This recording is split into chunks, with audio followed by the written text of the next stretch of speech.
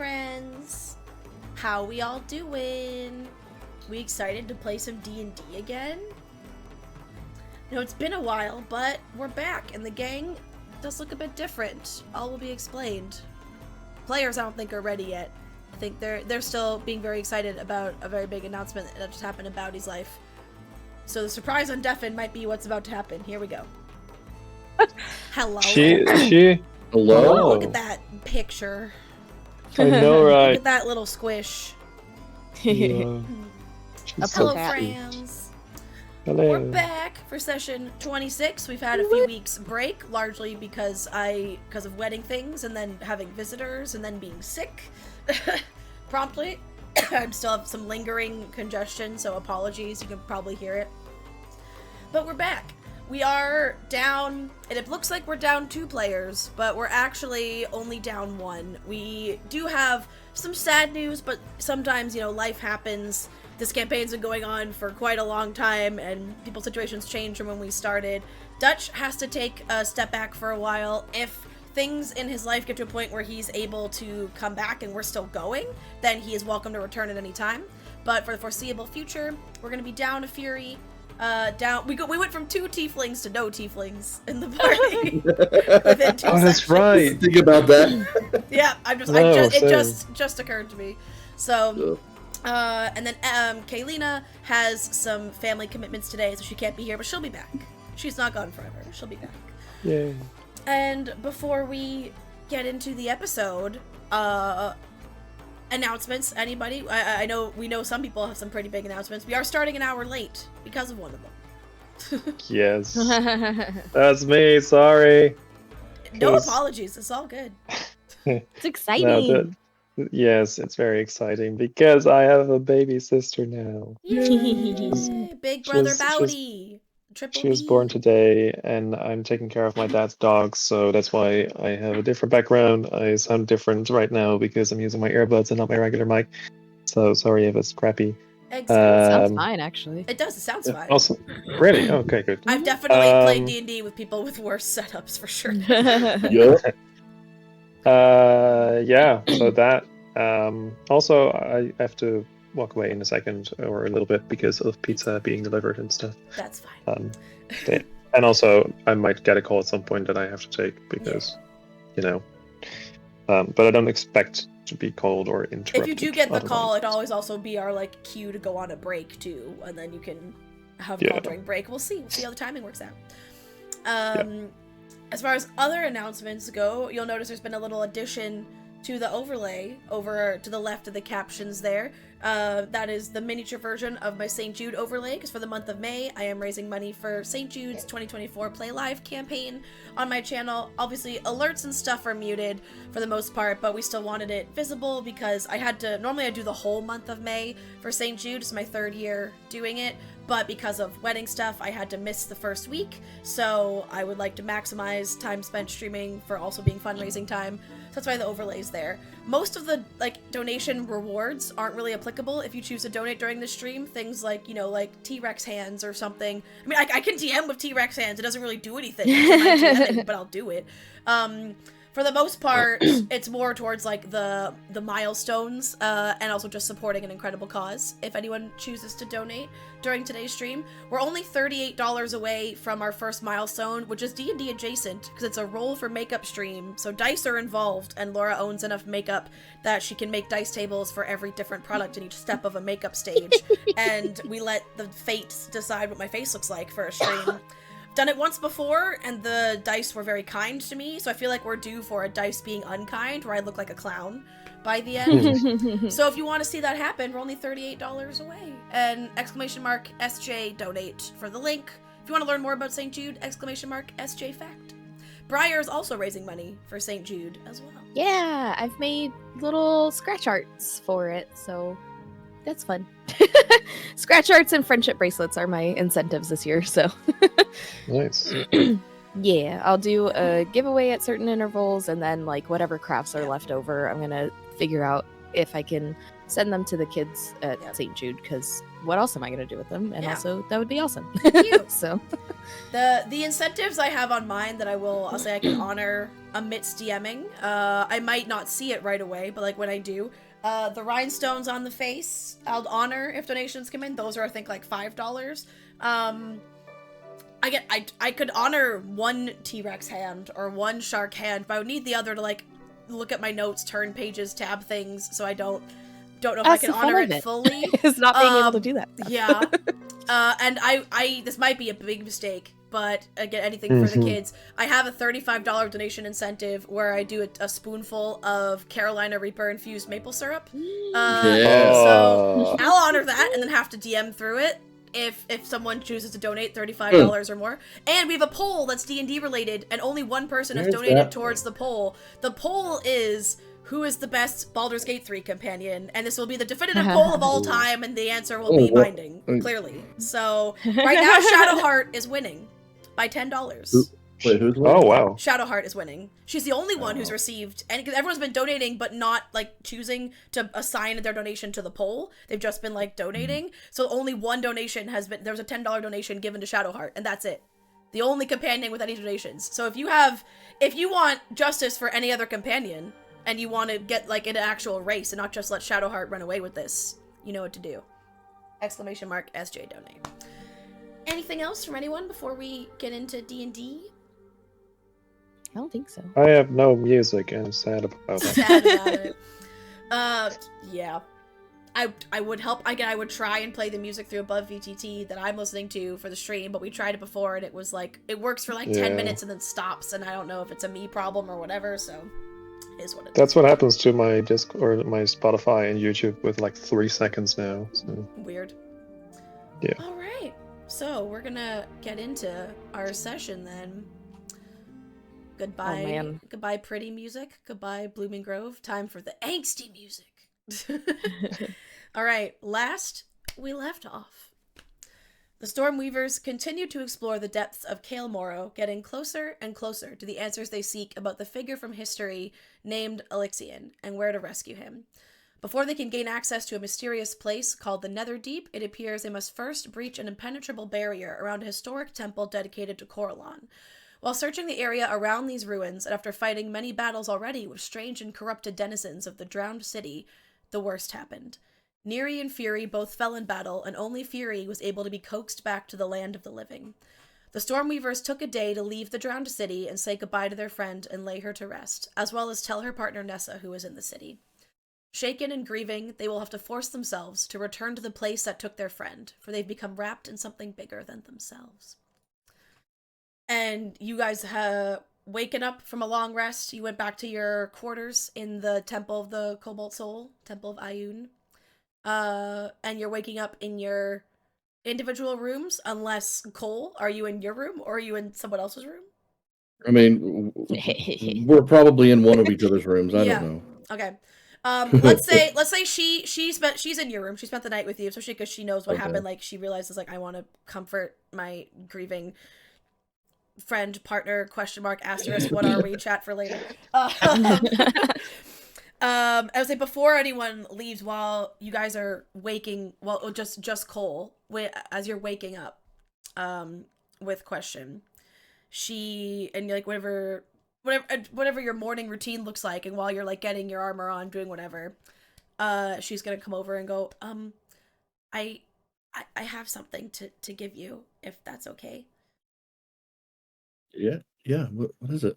She's gonna hold out an amulet that it looks like it was originally an amulet to maybe another deity. It resembles like amulets that you've seen like religious leaders wear, like back in Vasselheim and stuff, but it looks like it's been re-engraved, or like the original symbol has been covered, and there's now an engraving that is more resembles more forked lightning, and holds it out to you, and you immediately also, like, as you take it, you can feel the magic coming off of it, and it reminds you very much of some artifacts you've seen before.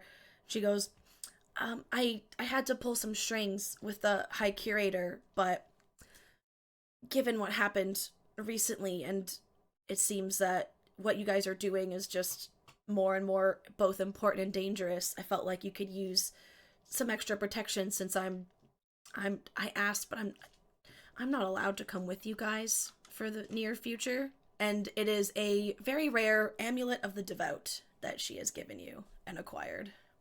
Yeah.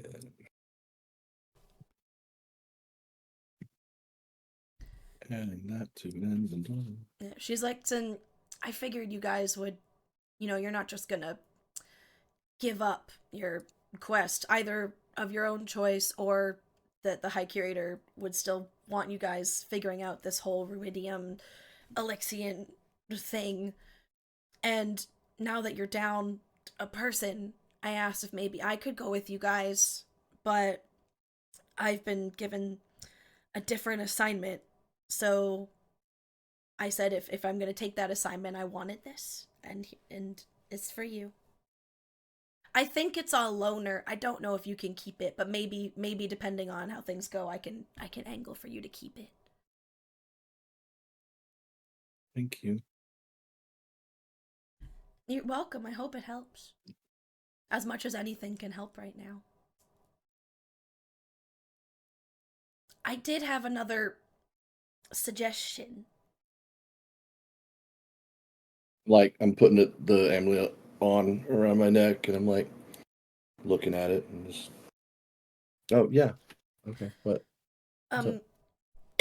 Well, like I said, you're down a person, and I know the last thing you want is to have someone you don't know looking over your shoulder, following you around, but I do know I have a friend who is available and could be really, really helpful for this. And she's also a part of the Cobalt Soul, so she knows things.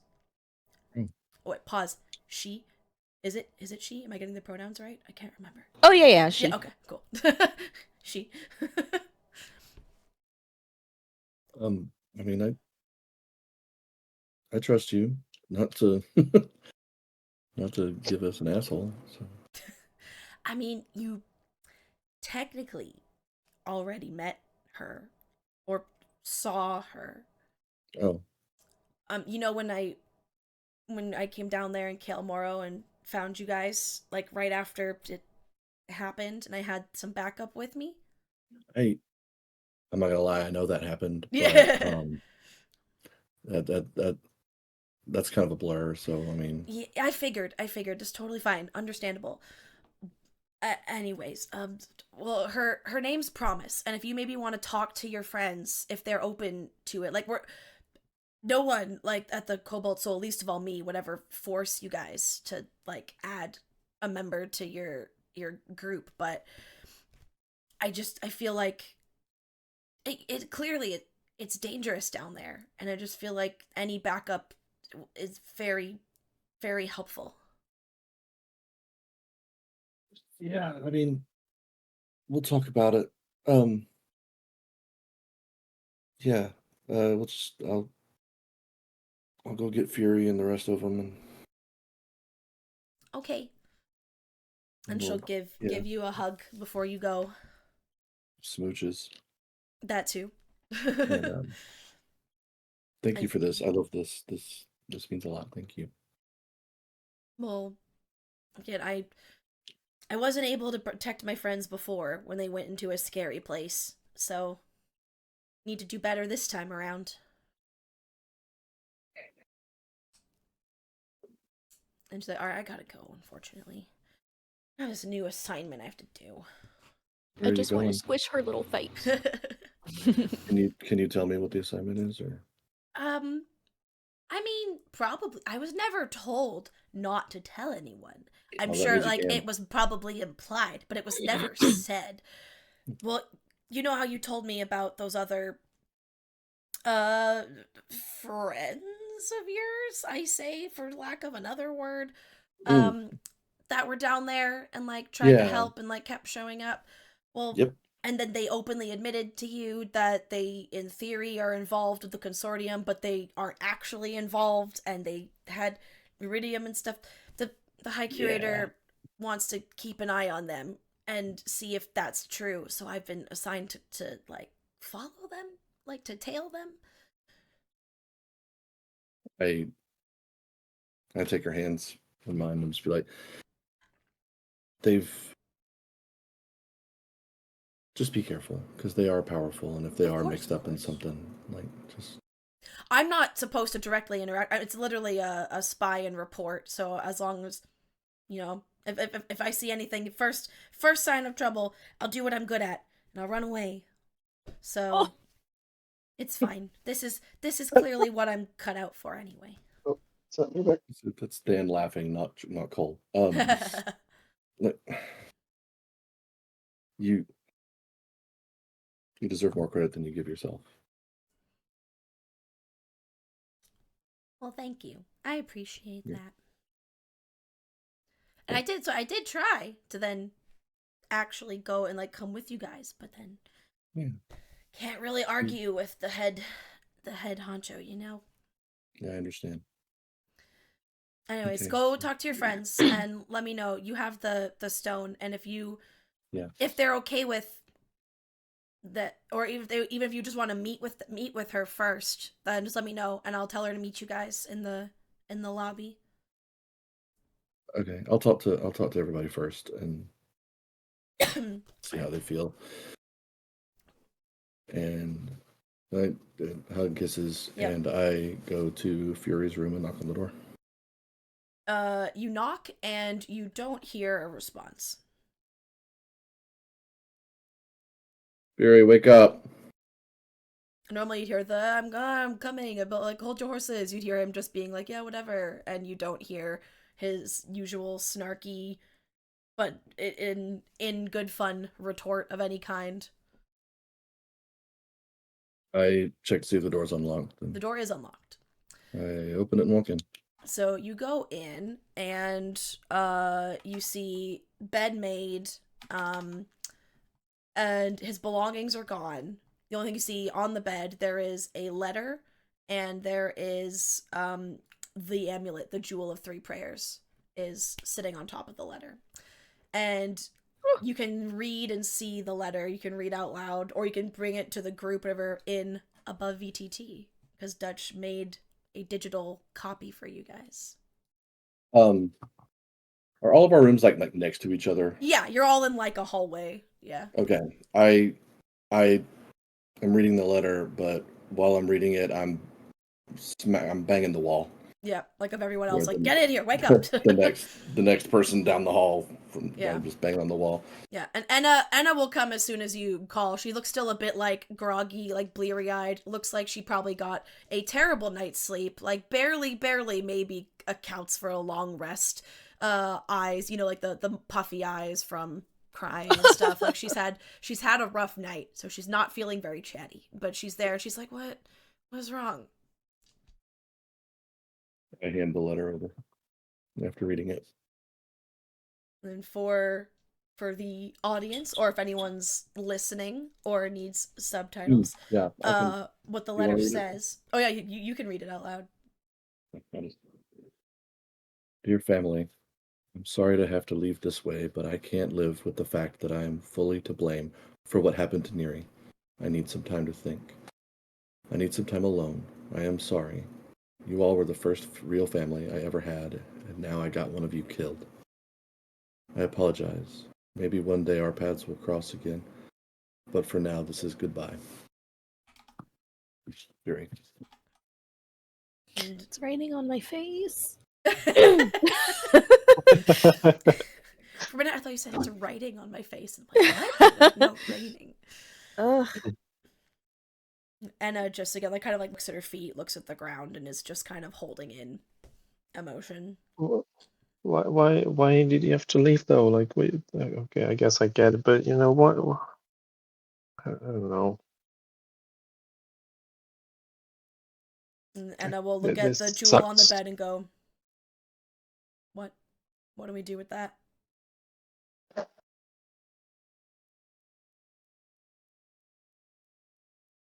I don't know. I feel like, you know, from one storm brew to another, should go to Cole, I guess.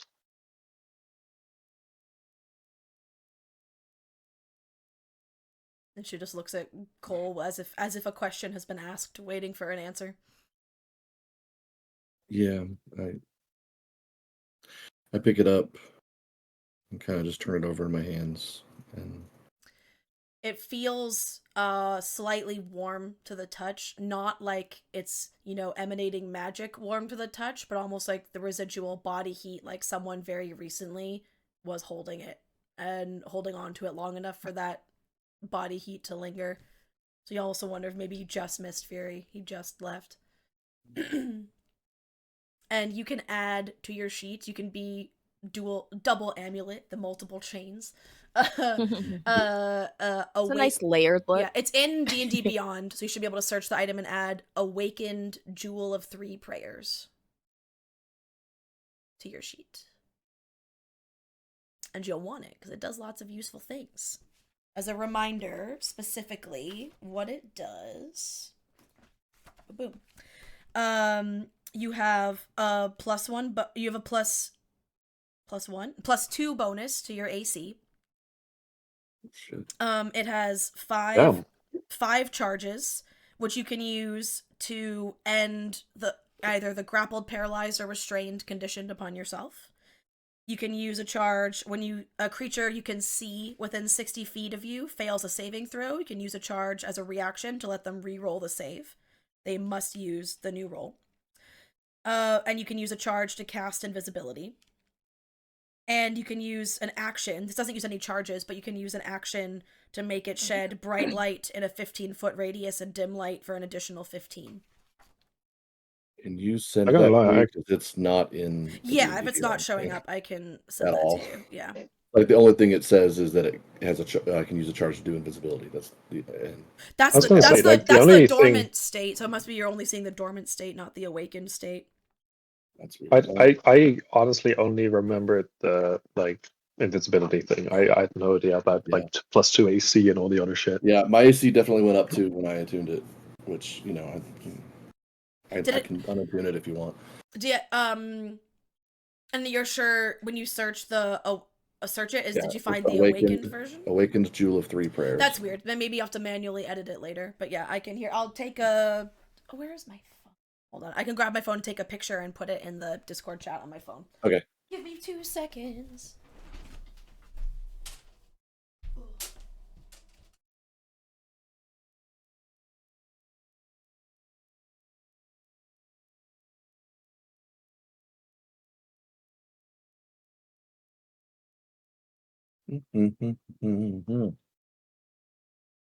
Now we're 2 members down. Yeah. Oh no! Okay. The party just slowly shrinking. If anything, the other thing that Dutch is leaving does is it's even more reason to now accept this stranger, because you're like, fuck, we can't. Oh yeah. We can't Yeah. go in there that weak, right? Oh, I gotta cover up one part of the lore. Hold on. Not the lore. Well, because the beginning of the lore has spoilers. Story spoilers. Okay. I'm gonna put this picture in the chat for you. Hell yeah. Apologies for the lighting, because Taken Rooms is very pink in the picture. Okay. Thank you very much. You're welcome. Your nails are so pretty. Yeah, the wedding nails are still on, but they've all been tinged purple from washing my hair and putting my hands in my hair. So before, only the tips of the nails are purple, and now my whole nail bed also is stained purple. But I don't hate it. It looks nice though. I know, I'm like, I don't hate it. I'm fine with it. Yeah. I Alrighty. never turned the music back on. Oops. There we go. Yeah. Okay. I'll send Red out, towards the entrance and stuff. Go see if you can still see Fury. All right. You won't even need to roll for it. You go, and Fred knows Fury pretty well. He knows what to look for, and eventually Fred returns, and there does not have a Fury in tow, and does not seem like he's he's not excitable or nudging up against you this way as if he saw him. He just seems despondent. So doesn't seem like he was able to find your friend. Damn it. Cole just looks. I wouldn't say he looks angry. Disappointed. He looks at a loss. Yeah. Like he doesn't know what to do or No. what to think. He's just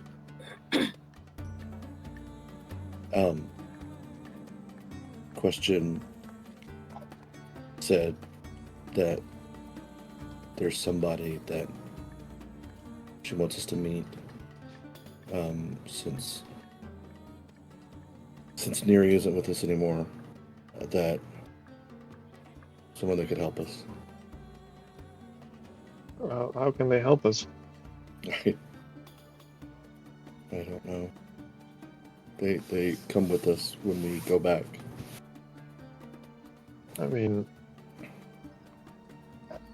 are we going back? Like, we are 2 people down at this point. We're like 2 people down, and we couldn't handle it when we were full. Yeah. I don't know. I mean, what else are we gonna do? We can't let what happened be for nothing, right? I guess. But like, I don't know. It's not the same. It's not our party. It's different people. I don't know. Anna's gonna speak up and say, if for no other reason than for Neri, we finish what we started. Yeah. And if we need help to do that, then I think it's worth looking into. With that, when Anna says that, see Cole, I'm just gonna take a breath, and you'll see just body language shift, and you can visibly watch him compartmentalize. Yeah, and get into like get shit done mode. Like you're right. You're goddamn right. That's true.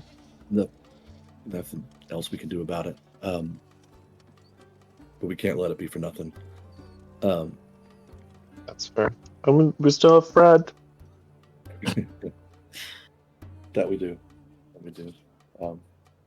And we still have each other. exactly. And the power of friendship.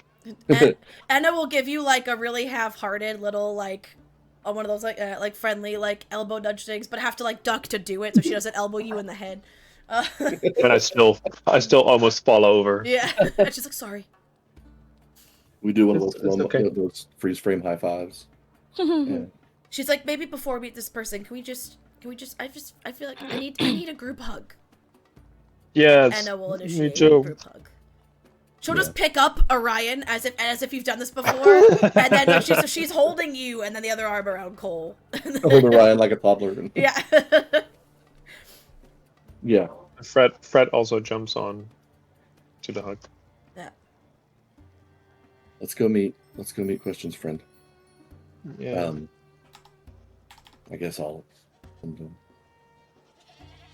Yep. So you'll head down to the lobby, and the friend she mentioned has been told to like wait for you and see if you guys approach. So she's down there waiting.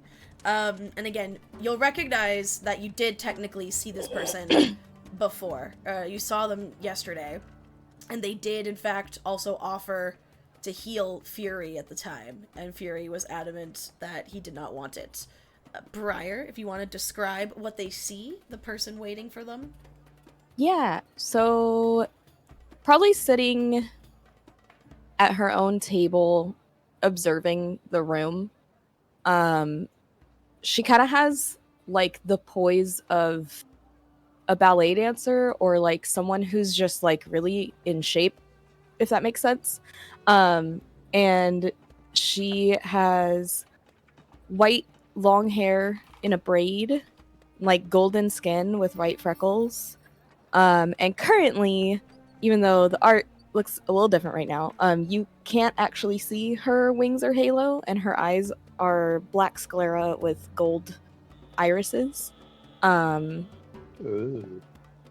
Yeah. Yeah, And for those she- wondering, there is character art up on the stream, and when Briar's done describing, I'll show you guys an above VTT. Yeah, and she's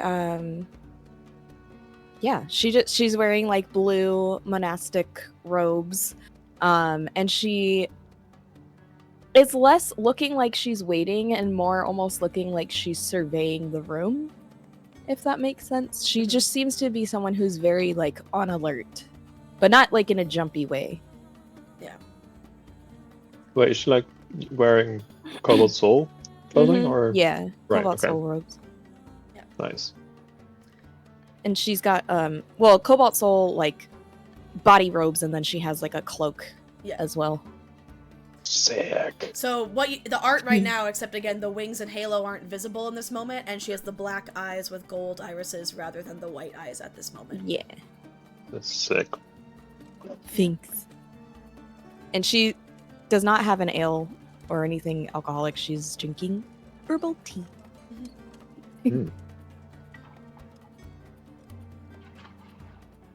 So you know, Promise, you know what they, like, Question told you what they look like, and you saw them the other day, but you were told to wait if they approach you, otherwise to let them go about their business. Yeah, she's very much, like, using her peripheral vision to watch them rather than looking directly at them, because she does not want to overstep. Get down there and I just look around at the people that are there. And especially with the gold skin, the white hair, like, she does stick out. And then Did she describe her to me? Because I don't remember that at all. No, but once you see her, because again, you're like, yesterday's a bit of a blur. I'd say you see her, Oh, you're like, I see. I Okay, remember. You'd be like, yes, now that you have the visual reminder in front of you, I'd say all three, like, all of the whole party would be like, oh yeah, we saw that. Because also she did speak to you very briefly, again, she spoke to Fury, like, there was some mild interaction. Yeah. I'll walk up. Is your name Promise? Yes. Hi, you are Question's friends, right? And she holds out a hand to shake yours. I take it, shake it back. Yeah, that's us. I'm Cole. This is Anna. Hi, I'm Orion. Anna And have you met Fred? He's like a cute little hat. He's an otter now, but like he was a weasel before, and it's a whole thing. And like, yeah, he's cute regardless. I see, and she'll hold out like a finger to shake hands with Fred. He bites. Wait. Oh no! Oh, no. Roll initiative. Gotcha. Amazing. So if I understand correctly, we're going back to where we first met, roughly? Well, yeah. I mean, maybe, I guess. Eventually, maybe. We've had a bad day and a half. Of course, yes. Promise. Yeah. We lost, as you know. I assume Question told you the situation. She did.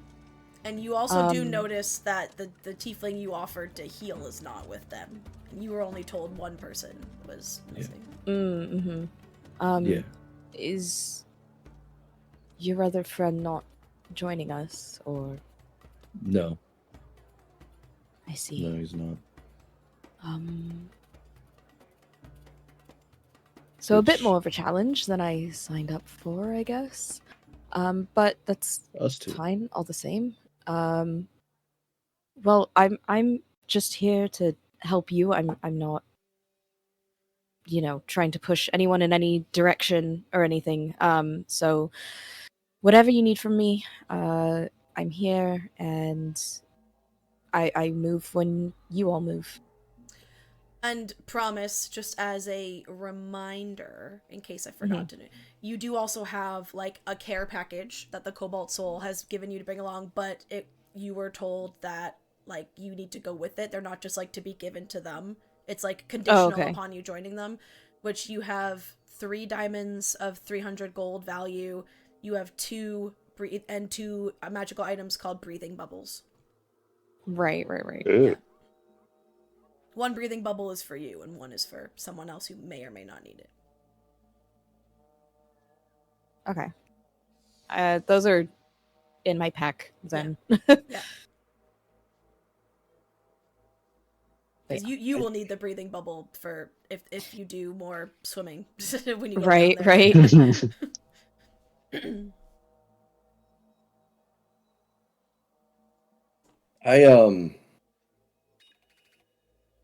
We don't really have a plan right now.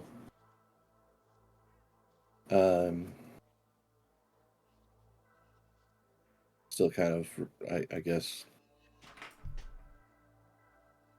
still in it. You know what I mean? Of course, it's hardly been 24 hours. Yeah. Also, as a just like DM reminder, because it's been a few weeks, and not that it's like something that has to be done, but you did have the option, because I know like Fury had said he wanted to do it before he left, and so now he might not want to. So if you don't want to, it's fine. But Fury was gonna try and talk to the rival adventurers because he was suspicious of them. So that's also an optional activity before you go back down there if you want. But you also might not give a fuck. Well, and I also now I'm thinking like I don't know if that would interfere with what Question's doing. So, but I mean probably not. So, y'all want to go talk to them? And I mean, promise you've been given like Cliff Notes version of what Cole told Question about this other group of adventurers. You've also been told. So basically how their paths keep crossing at seemingly fortuitous circumstances, and they have been helpful in the past. They've helped with like healing. There's never been outright hostility between the two groups. The thing that's raising red flags, at least to the Cobalt Soul right now, is again they were wielding rubidium weapons and claimed that they were like they got down there and were telling the consortium they were working with the consortium, but they're double agents who actually are working to try and thwart the consortium from the inside, is what they've told the group. Right. Okay. I mean, I guess maybe they can still help us with information. I guess like it's never a bad thing to know more about the whole Ruidium thing, right? Yeah. Yeah, definitely. We know where they're staying and everything, right? Like we know where to find them. You also have Orion has a sending stone to Maggie. Oh, that's right. That's right. Right. Yeah. Yeah. So I mean, I can just contact them, contact Maggie at least, and then we can meet up somewhere. yeah, let's do that. All right. I'll pull out the sending stone, and I'll contact Maggie. Hey, Maggie, but do you guys want to meet up real quick? Like, well, I mean, real quick. I don't know how long it's gonna take, but like, I guess we could still talk, right? She'll say yes, of course. We're topside right now, so that works out. We're at a tavern near the entrance to the site. It's called Stone's Throw. Come find us. Stone's Throw. Okay, near the entrance. Got it. Okay, we'll meet you guys there then. And it seems to be like it's a tavern that's had a recent surge in business because people for the Allegiance or the Soul, like when people come up and down, it's like the first place to get like refreshments, drinks, or if people wanted a room close to the dig site so they wouldn't have to like traverse the city every time. So it's like a very just like a humble, traditional, average-looking tavern that is suddenly seeming more business than it probably has, and it's like the history of it being open. Right, they're at a tavern, the Stone's Throw. It's like near the dig site. So yeah, I guess we could go there to meet them. All right.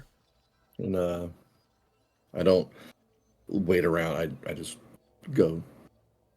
Start walking to the door. I follow. Okay. When you get there, you see they're all just sitting at a table having like a late breakfast. Their rubidium weapons are not on them. It does not appear. Let me double check. Because one of them had iridium armor and the rest were weapons. Let me double check. Yeah, it's Maggie typically has iridium armor. But she's not wearing it right now. Stashed it somewhere. Can Promise insight check them to kind of get a feel for their like mood this morning and dynamics, I guess, as much as roll an whatever insight I check roll for me. will glean. And when they see you guys, they like wave to you, and they like squish a bit together and pull over some extra chairs for you guys. It's a 24. Okay. What do you see? Again, they looked enthusiastic. Like they weren't trying to be hide. They made sure to like wave at you guys right away, making room. They're not like happy, perky, smiley given what's happened, but they seem very eager to talk to you. And your best guess is to plead their case because they know how they know the optics of their situation, and they're eager to explain themselves to you or convince you that they're on the up and up.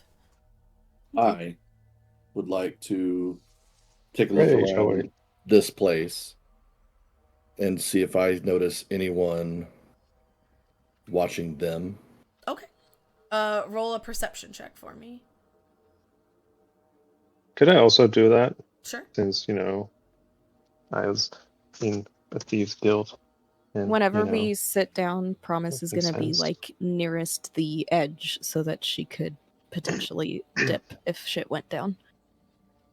Perception, you said, right? Yes. Yeah. I rolled a 17. Okay.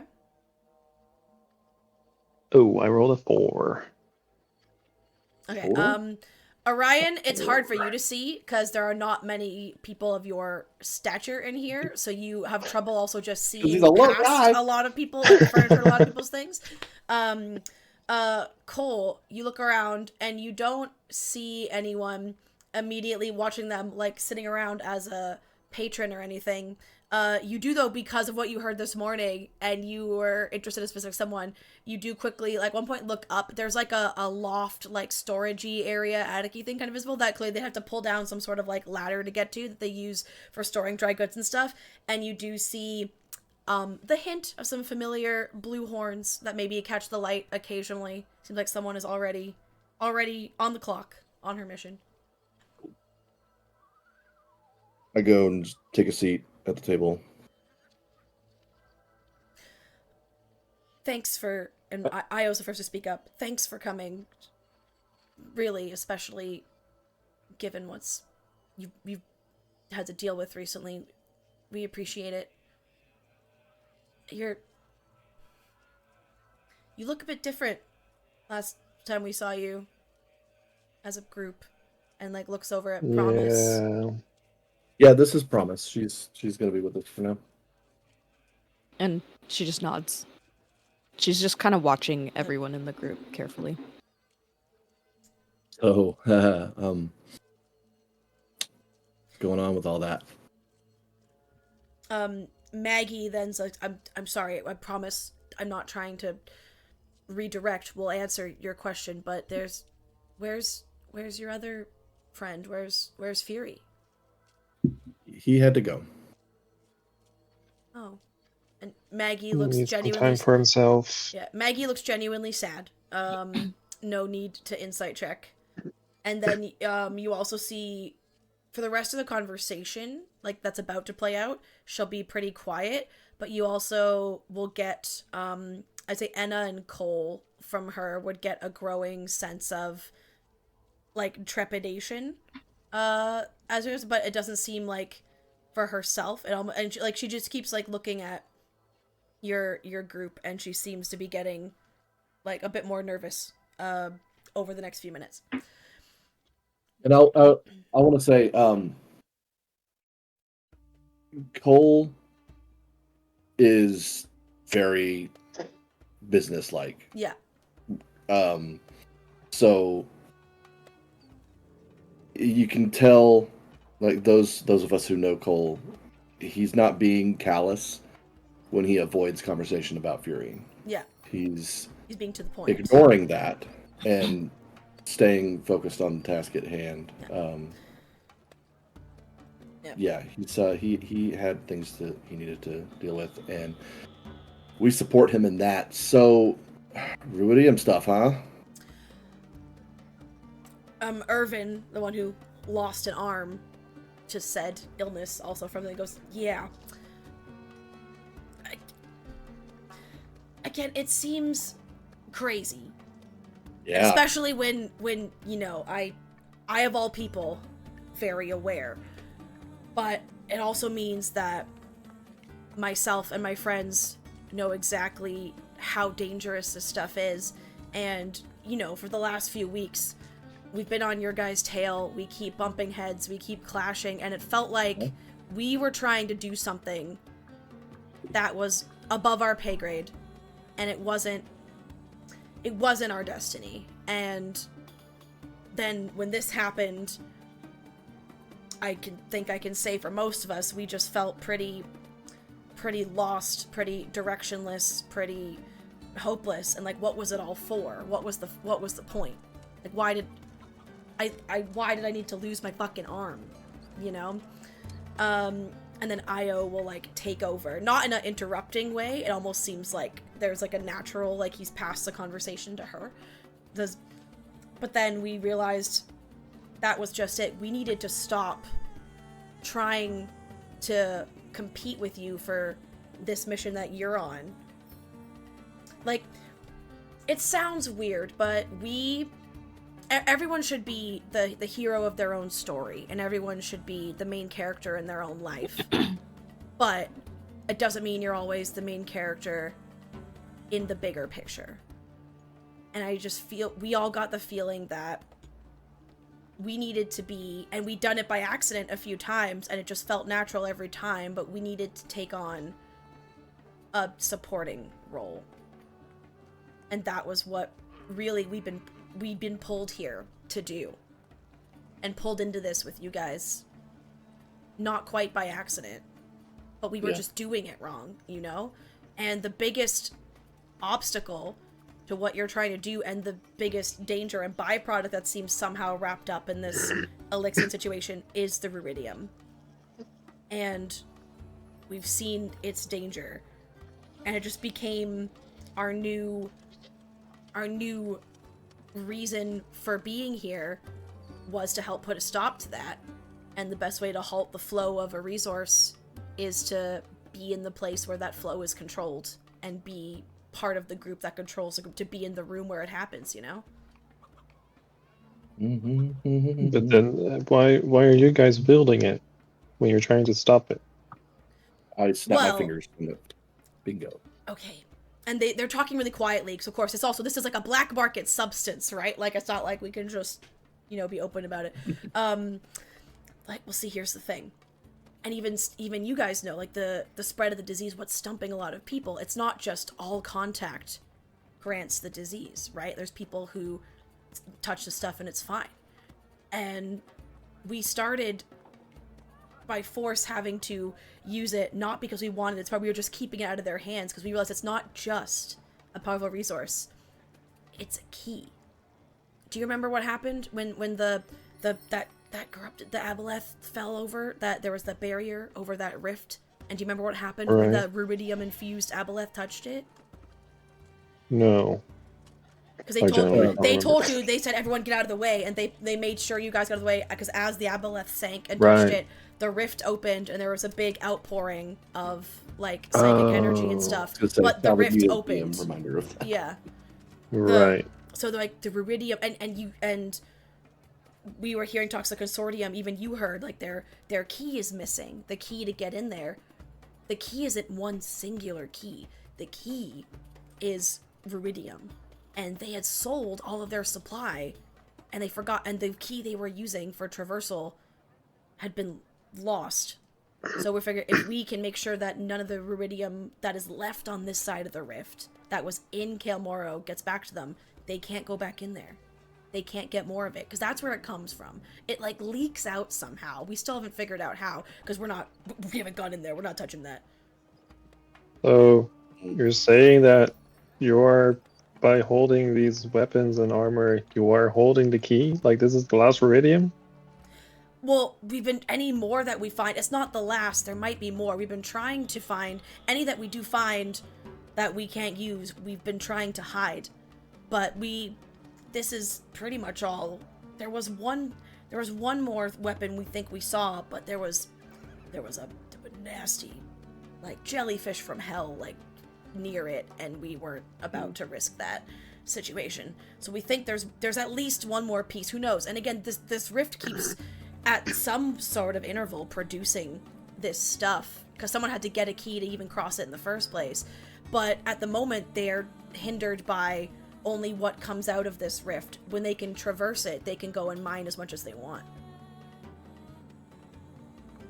It still doesn't explain why you guys were wielding it and not just hiding it. Mm-hmm. Because again, they think we're working for them, and we haven't reported back yet. We haven't brought it back to them yet. We've stashed it somewhere down there. Why bring it back to them at all? That we're not. That's the point. Mm-hmm. We're gonna pretend we were unsuccessful. Like, oh, couldn't find it. Oh, but really, there's a place down there. We've put it. Why get involved with them to begin with? You've seen how tight that place is locked down. How else are we gonna get in there? We haven't been building a relationship with the right people like you have. And we didn't have time for that, whereas these people were the easiest to let us in. Where are they anyway? Can I insight check that? Yeah, go ahead. Just would to my get a vibe off passive of 17 pick anything up? Sure, yeah. As I say, your passive of 17, and we'll see what Cole rolls as well. 26. Nice. Okay, so both of you for sure. So, Promise sees that, as I say that, Irvin kind of goes to scratch his metal arm, almost like, you have an itch, but you're like, that's a metal arm. It's not itchy. That's weird. And Cole sees that, and then sees Galceriad look at him scratching as do that, and like this guilt flashes across Galceriad's face whenever Irvin addresses the metal arm.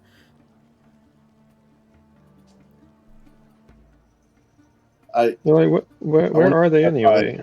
I want to clarify. I said that I was trying to see if they were full of shit about why they joined the. Mm-hmm. Well, but both those things happened when you asked why were they working with them. So they're acting shifty. Got it. And Maggie also looks. I'll say Cole notices. Maggie looks at the two of them as if waiting for them to say something, and then you see her look like try to hide a look of confusion and frustration when they don't add to what Io's explanation was, when they don't say anything.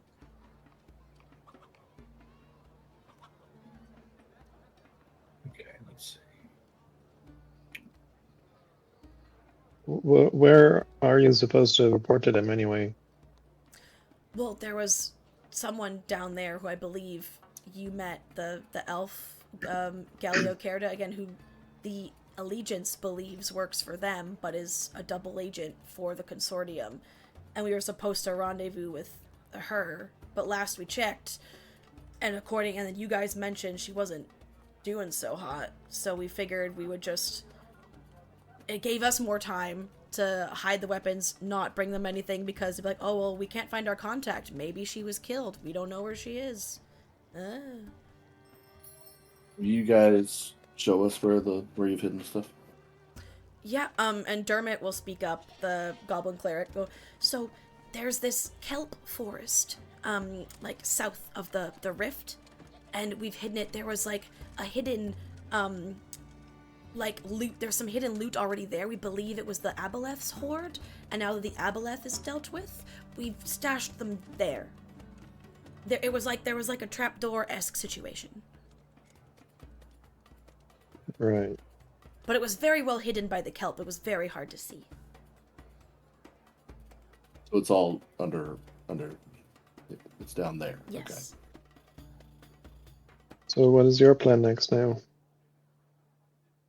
Honestly, our plan was to try and find out more. Again, our next thought was maybe exposing Galio Kerda to the Allegiance as the double agent, and then maybe that buys us an in with the Allegiance, and then we can be working with the good guys instead of the bad guys. Actually working with the good guys rather than pretending to work with the bad guys.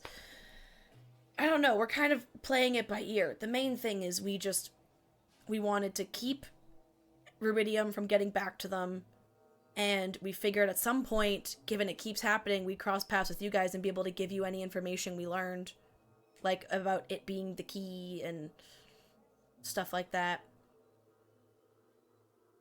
You know, this is part of why we were not, whatever you guys are doing, we're not cut out for, and we just had to come to terms with and admit that.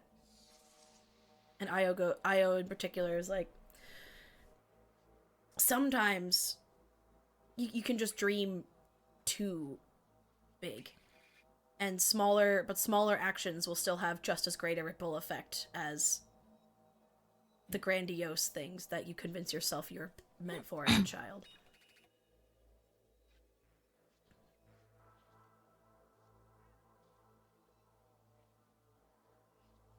Okay.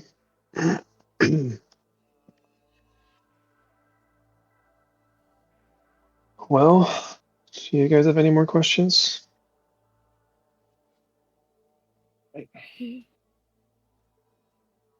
Promise is just observing the other group. Yep. But doesn't have anything to say. Yeah. You know, I probably do, but I can't. It's been a lot, and again, you have the stone. You can get in touch with us. So don't we're open books. We swear. We're not. We're here to answer any questions you guys have. I take out my sketchbook, flip to a blank page, and start making a rough sketch of the layout down there. Yeah. And I say, point to where the stuff is. When I find my cursor, there we go. The stuff. I will do even better. Oh my god! Computer, cooperate. Do even better. And ping it on the map for you. So I switch to our Kale Moro map. So, it is here. If you see that ping. I can ping again if you need it. I see it. Because, yeah, you see, like, that little grassy kelpy section? That's the kelp forest they were talking about. Yeah. Yeah, right there. Okay. Is there anything else that we're going to find there? Well, again, it was an Aboleth's lair. So, before, he would do patrols, but you and us dealt with him. But I have heard before that Aboleth, I mean, obviously you saw firsthand that they would psychically enslave creatures. And I don't know if the effects linger after death, but perhaps there was more than just him guarding that trove. I definitely wouldn't say that it's 100% you were able to hide safe. Stuff there, then... Well, that's part of why we chose it as a hiding place. And this is Dermot talking. Because we saw an opening and we went as quickly as we could, but definitely felt like we saw that there were traces of other things that had been there, but things that were not Aboleth-sized, but other creatures. You mentioned there was another weapon you found down there, right? Yeah. There's this like abandoned mansion in the southeast portion. It's in one of the grayed out parts you guys haven't been to, but the bottom right corner of the above VTT map. So he, the map that you've drawn, he puts, he circles the area where Fury and Neri, and then puts an arrow further east. So it was east of this building. Okay. Good to know. Yeah. Did you by any chance? Yeah, probably not. Never mind. What? Well, I was just wondering if you found any tablets with what was it, weird language or something on it? Oh, that place was lousy with tablets. Was there a specific one that you wanted? I can't remember exactly. There was something. Can't remember either. There was something about a tablet. I don't remember what it was though. The head of the Allegiance of Allsight, Professor Insight. Yeah, that's great rhyming.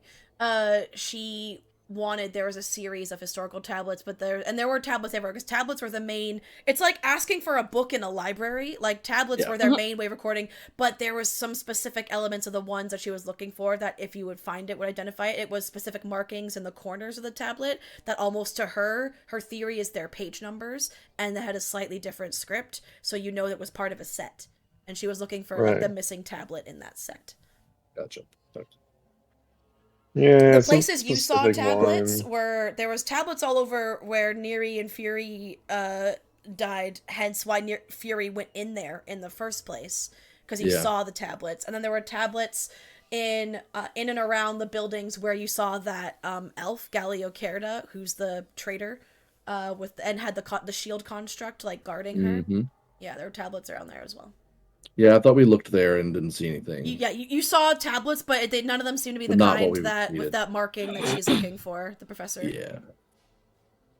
So, I think it's safe to assume you guys are going to end up down there. Anyway, just come with us. Well, we wouldn't want to intrude,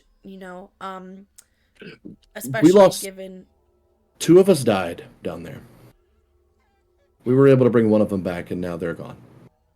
Yeah. On their thing, they needed to, which makes a lot of sense. Maggie will speak up and go, I'm not going to lie. I'm happy that you brought this up, because when you mentioned Fury had left, not to say that by any means any of you are not incredibly capable and accomplished warriors or magic users, but Fury and I have had the chance to spar many times. He was my opponent in the tournament, and I know the skill set he brought to your group, and I do believe I have a very similar skill set, so I was going to offer if you needed that extra muscle specifically to come with you. So it makes me happy that you'd ask. Yeah. And then Maggie will look at Io, like half of her, it starts with a look that seems like she's asking for permission, like the eyes, like eyebrows up and like the pleading open face, but then the look changes to like, you see the, wait a minute, no, I don't need your permission, like I'm my own person, and kind of thing, and instead just looks at Io and like a nod, like I'm gonna do this if they'll have me. And Io goes, oh, of course you would have an absolute gem of an ally in Maggie, 100%. And if you want to do that, I'm more power to you. I do think the rest of us need to figure out, again, at some point we do need to report back, or they are going to come after us, because again, that was the deal. It was a very high risk, high reward situation, but we can, again, do more to throw them off the scent. We can do some other things. I think the rest of us need to deal with the mess we've put ourselves in, But yeah, Maggie, if you want to help them, I think that's fantastic.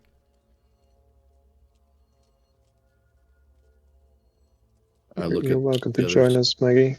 Yep.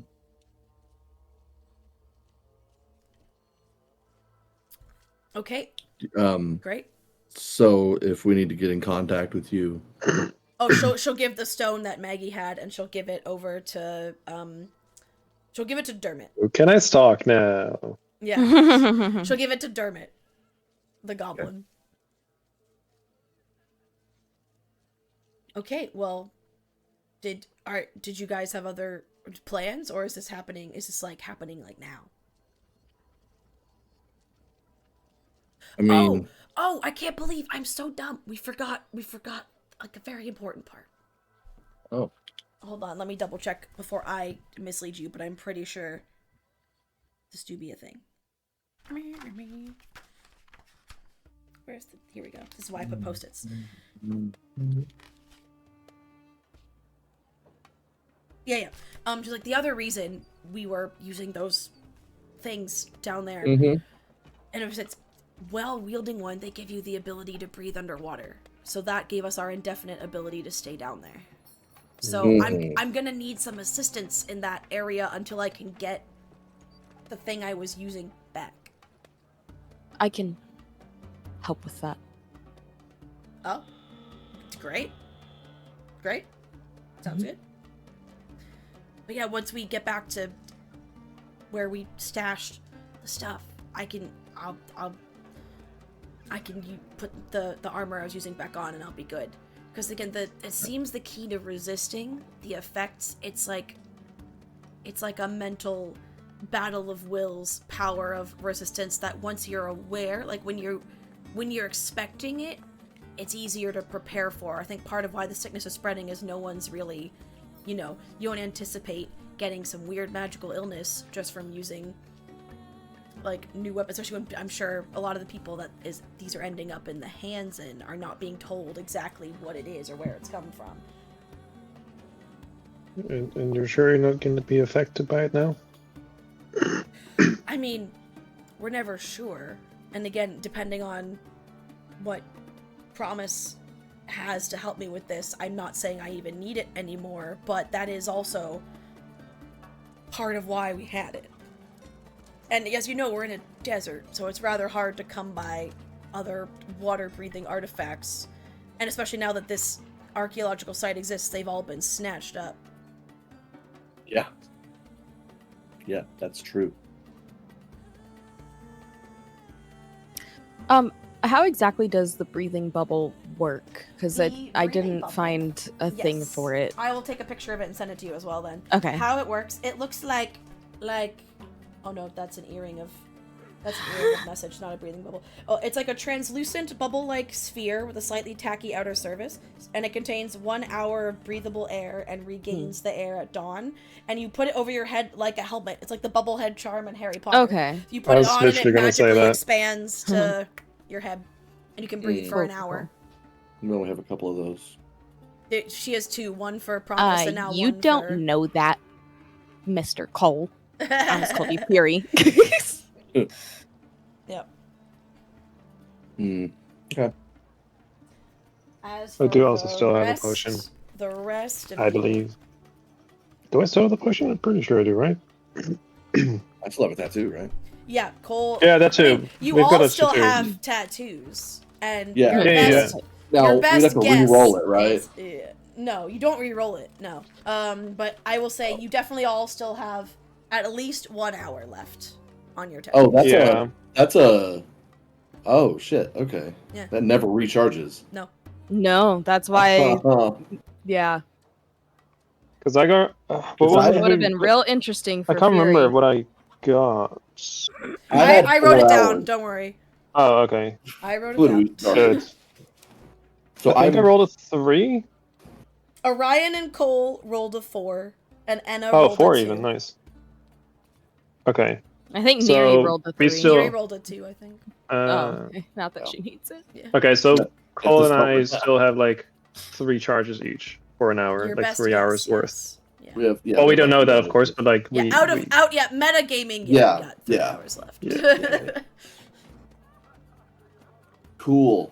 Metagame, we would never do that.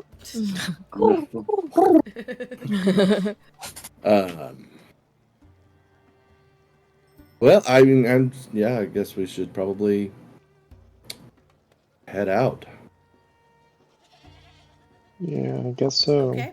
Oh, also, Cole, retcon quickly. We'll say questions. You know, like the badges that you guys have to get down there.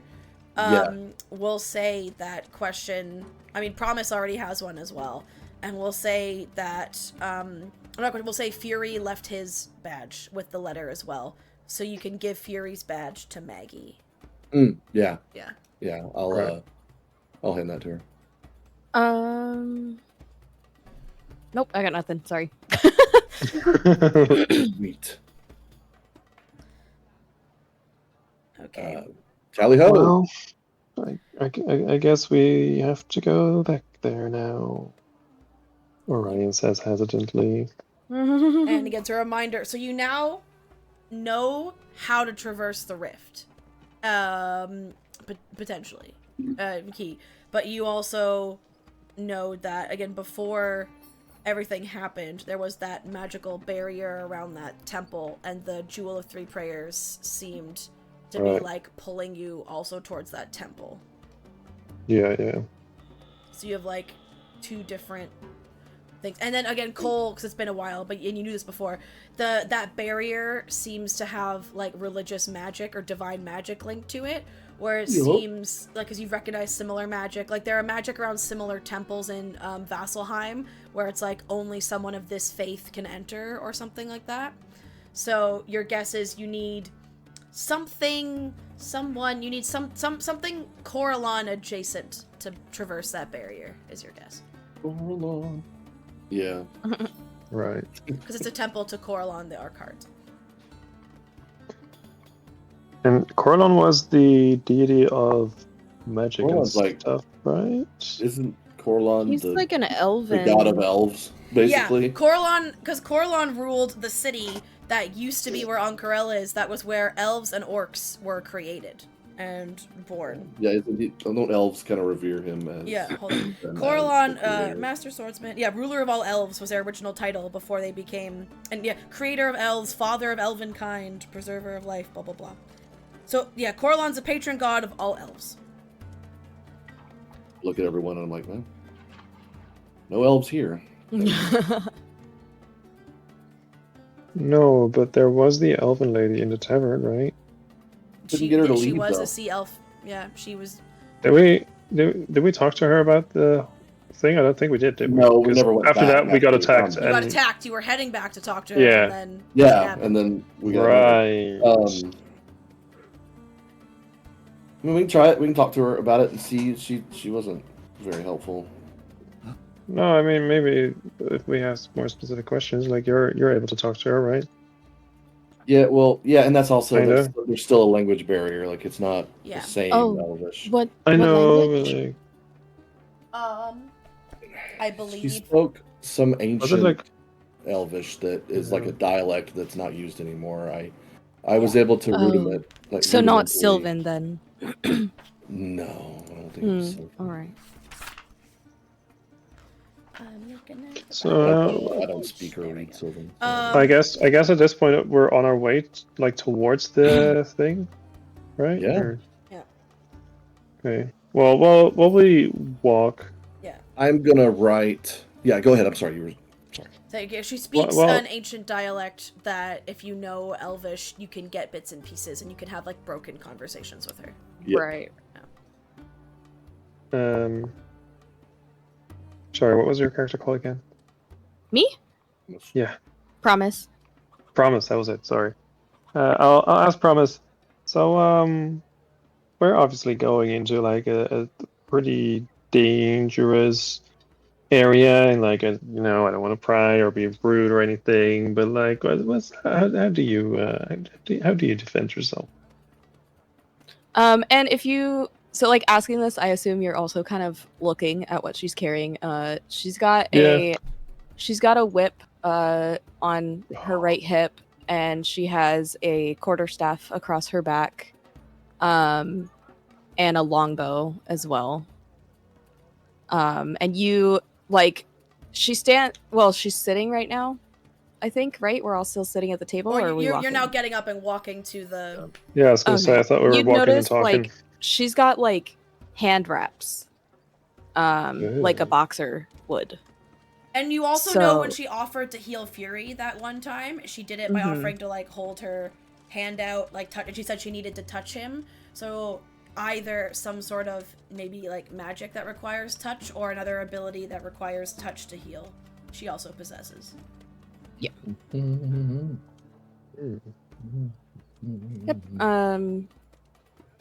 Cole doesn't know any better. Yeah, she how would she put it? I'm not sure exactly. I guess she would just say mostly my weapons in my hands, but if I'm in a pinch, I can heal myself and others. Oh, that's useful. We could use more of that, I guess. Yeah, we finally got a healer. Well, it's kind of a dire situations only sort of thing, but You're telling me. All right. Seems like we've got a pretty close combat oriented group at this point. We shall see. So, unless also if there's any more talking you want to do with Maggie or Promise. What I want to do is scribble a little note in my little sketchbook and then show it to Inna and Orion. Then it says, I don't trust Maggie. Ooh. Ooh. Roll a sleight of hand check to see if you keep her from seeing. Promise pretends not to notice. We'll do it just with her passive perception. 17. 17? Yeah. Oh, look at me. I'm very specifically not holding it to where she can see. She can see that I'm showing them something all she wants. But I'm like, there's no way in hell I would hold it to where she would be able to read it. Sure. Okay. She doesn't see it. When I read that that note, I will set up a what's it called, telepathic bond between myself, Cole, and Anna. Yes. Nice. Let me see. That will last for 6 hours. Okay. Yep. Nice. Oh, also, by the way, I just noticed. Kind of just remembered. I'm not full hit points, but I'm pretty sure we've had like a long long rested, rest, so you right? should be, Yeah. Okay, let me quickly do Go that. ahead and long rest. Where is that on the phone? Good question. There should be like a little campfire icon. Oh, right, that's it. Long rest. Cool. Thank you.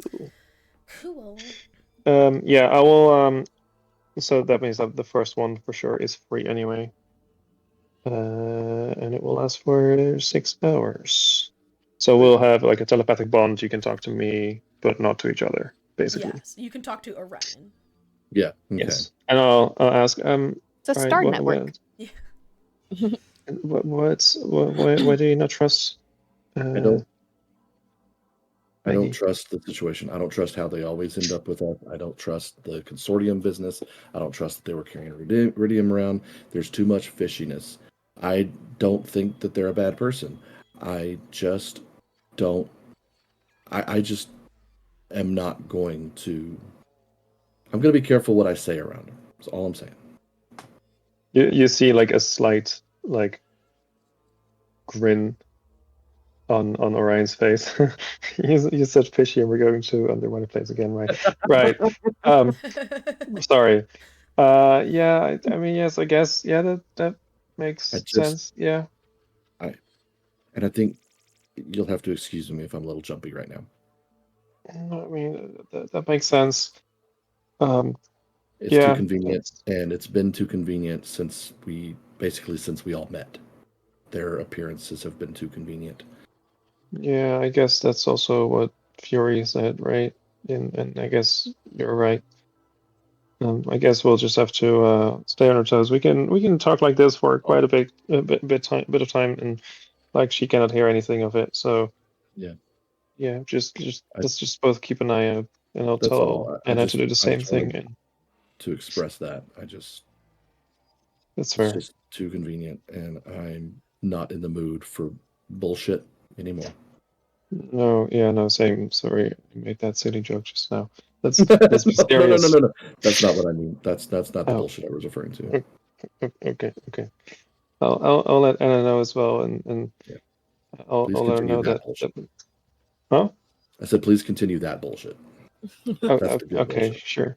Right. Okay, I will not answer I'll- for Anna because I do not know Kay's opinion of the other characters, so I will not put words in No, her mouth. that makes sense. But I'll She'll just respond with like I'll- a noted or something, like the year. yeah, like, yeah. The situation. She's like, all right, I'm watching. Got it.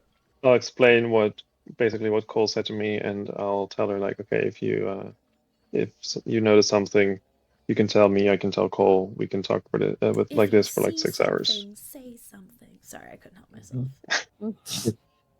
And like, unfortunately, and I was also excluding Promise from that note passing as well because we don't know them yet. Yeah. The new kid. You gotta haze the new kid. Sorry. It's nothing personal. Just, How dare you? telling you I don't trust these people doesn't help you at all. If we would like to take a break, this is about the halfway point, and before you go back down to the drowned city, it's a good place. So if people would like a break, I suggest we do it now. Sure. Yeah. All right. Yeah, sure. Take like 5 or 10 minutes. Bio break, stretch break for those watching. Thanks for hanging out. Also, a good chance to check out our Tiltify campaign for St. Jude Play Live over the break if you'd like. Again, we have a poll going that you can put your donations towards a poll. And the poll is, who is the best Baldur's Gate 3 companion? And I know people got opinions, but everyone keeps forgetting to put donations towards the poll. So Shadowheart has 1 donation, and she's running away with it right now. And it's not even a crazy donation. For only $11 or more, you can dethrone Shadowheart as the best Baldur's Gate 3 companion. As but why would anyone want to do that? Or you can just give her a definitive lead and make her impossible to beat by throwing more money her way and helping cancer patients at the same time. So win-win. ! SJ donate to check out the campaign. And we're only $38 away from our first incentive milestone, which is a roll for makeup stream where I let my dice decide my makeup. So we will see y'all in 5 or 10 minutes. Bye-bye. And let's get to it. We're back. A dinosaur story. Anyway. Hi, back. I always say that and then no one understands that reference because like no one's seen that movie and it makes me sad. Wait, what? I said we're back and then afterward I added a dinosaur story because it's a title of an animated movie called We're Back, A Dinosaur Story, and it's a bomb movie. But no one's seen it. Never heard of it. Yeah, Highly no, recommend. 10 out of 10. I know it exists. Anyways, we are back and our party is descending once again to the depths of Kael Morrow, aka the Drowned City. Descending. I like. Orion is very like nervously looking around. Yeah. Because to put Maggie's trauma token. Yeah, trauma. Put Maggie's token on there with y'all. Promise we'll hand Maggie the bubble. Yeah, don't put it on until you need it. Because again, this first part, right, is not submerged. Yup. Okay. There we go. So the DM has reconnected. Yes, I where just like move your tokens about the map. Tell me like where you want to go first. Are you like once you get to the part where you have to swim, where are you headed? What you doing? And Maggie is gonna let you take the lead. Huge. She big girl. That's why she's like, you need more muscle because Fury left. I be muscle. So yeah, let me know. And Maggie will just follow you. She will not be like pushing you to go any direction. She's here to back you up. Same with Promise. By the way, I can't remember what we said, but I think I made Fred. Did I make him an otter or did I make him a no? But like after we went back up, did I make him an otter or did I make him I don't remember. A weasel again? I think I made him a weasel, but then like before we go down here, You'll I'll make sure to make him an otter again. All good. Can otters hold their breath for a long time? I'm pretty sure. Do familiar and breathe? That's a good question. That's a good question. I don't know. But at least otters have a swim speed. Right. They will have a swim speed for sure. For sure. Elf lady. I don't think they breathe. So what are you saying, Than? Elf lady. You want to go to Elf Lady? She's on the way. She we is have on to the pass way, her yeah. anyway, so we're gonna. Okay, I'll go ahead and put your We'll try. tokens right before, because again, this part, that blue line, is to show that part's flooded now and has been submerged because the keystone has not been fixed. So, once you go in there, those of you with tattoos, your tattoos will activate, and Promise and Maggie will have to pop their bubbles on. You have 1 hour. Okay. Going straight for the elf lady. Okay. Can we take them on and off to pause the time, by the way? Ooh, good I would question. think so, because it says it recharges at dawn, which makes me think if you take it off, there's still some left. You can use that last bit, and then it just, once it's gone, it recharges at dawn. The 1 hour of oxygen. That was a nice frame. Yeah. So I would assume so. Okay. Okay. In that case, there you go. You're in there, and the elf lady waves at you, familiar face. Wave back. And says welcome back, and that much you can glean. I say, what do I say?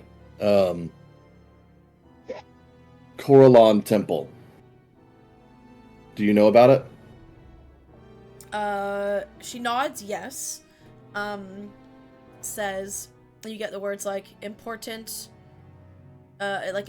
in my people, many followers. Just seems like just like, yeah, like giving praise to Coralon, and that she knows what you're talking about.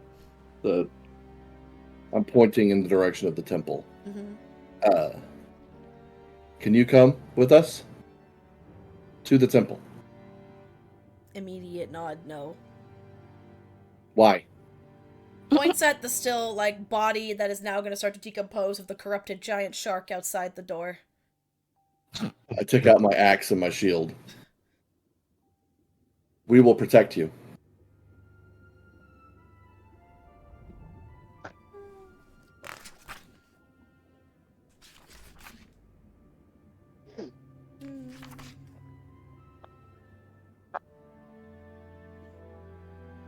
I like that we're just attempting to collect people. She'll Avengers assemble. Like, begrudgingly look at, because she does seem a bit more, like, clear, because before she had this almost, like, borderline fog behind her eyes, right? Like, it definitely clear, like, she's been mentally affected, but now you realize that does seem to be gone. Oh, right, because we killed the Aboleth. So she'll kind of, like, give you a very slow, begrudging nod, and seems very terrified and hesitant, but she'll follow you. I say, there's a barrier that we cannot get through. Can you get through it? You get back the words, priests, barrier, need to find. Need to find a priest. Do you know where a priest is? She like has a moment. He's like, and you get back. Seems like most of us gone, haven't seen sometime. Used to be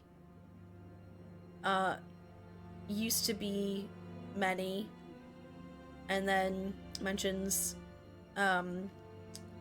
voices out east. Maybe can help. Voices out east maybe can help.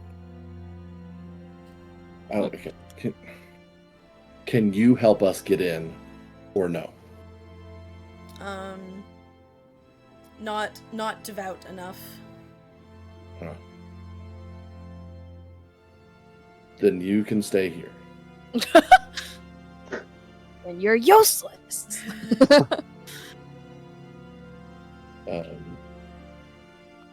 Voices out east. Okay. Thank you. And I'm looking at them. I'm like, she can't help us get in. But she told us about. She said that. Okay, so it's broken, so I'm not sure. But she said priests can get in. She can't get in because she's not devout enough. She said voices out east. She thinks that's... Promise, you also understood the same amount of broken words that Cole did. Cool. Hell yeah. Okay, so it seems like everything's pointing for us to going east. Going down. No, Maggie, can you lead us to where the stuff is? Yes. Yeah, I can do that. So Maggie will lead you. She's gonna lead you not like through that building.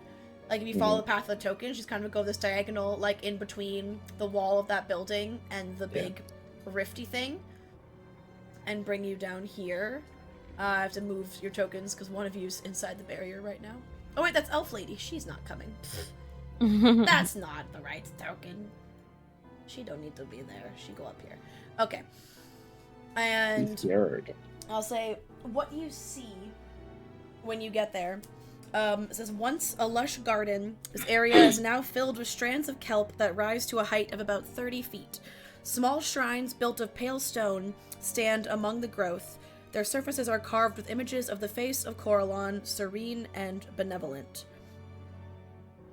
Can I perception for, like, creatures or people, anything that might be hiding in the kelp? Yes, roll a perception check. That's only a 13. You're trying to look for movement, but it's hard because there is almost like a gentle undulation of the kelp forest, and so it's hard to like be looking for movement because your eyes almost are keep being like drawn by that, and none of it looks to be out of time with just the gentle like swaying of like the whole forest in here. And Maggie also says it's about 15 feet in the where we hit it. We'll probably have to be careful. I'd also like to turn on Divine Sense. Okay. So anything affected by the Hallow spell, or I'll know the location of any celestial, fiend, or undead within 60 feet. That is not behind total cover. Celestial, fiend, and undead, you sense none of the sorts. Okay. Also, you can rearrange your tokens now, whatever configuration, like who's leading the pack, who's doing whatever. Move them around as you see. And that'll just be for a minute, unfortunately. But... Okay. I'll stay a bit in the back. I guess Maggie would be somewhere. Maggie's like probably going up front. front. She's leading you too. Yeah. She's leading. I'm not going in before she does. Yep. You promise will be I need everybody right to behind roll Maggie. a group stealth check for me, please. Stay. I'm usually good at these. LOL. LOL. Hey, question, DM. Yes. We're underwater. Yes.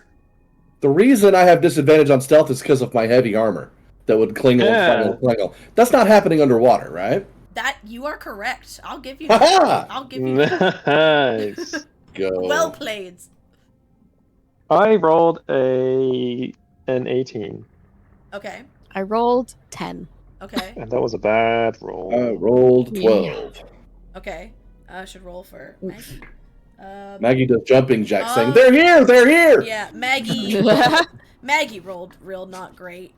So while she's going through, again, Maggie's size, like the rest of you are managing to move through and not really disturb the kelp so much, like it more than it would be out of place. But Maggie's just so large, it's hard, and even just to move it aside, like she has to. It's almost like clearing like big swaths, and you sense as you start to enter this forest, you start to get this like sense of foreboding, and you feel do they do this thing?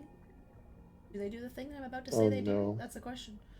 Do they? You start to feel again like something kind of pushing up against your mind, not as powerful as the aboleth, but a familiar sensation, and you see from above you, like a spear whizzes by you, misses you, sticks in the ground. You look up, and there are two similar-looking creatures.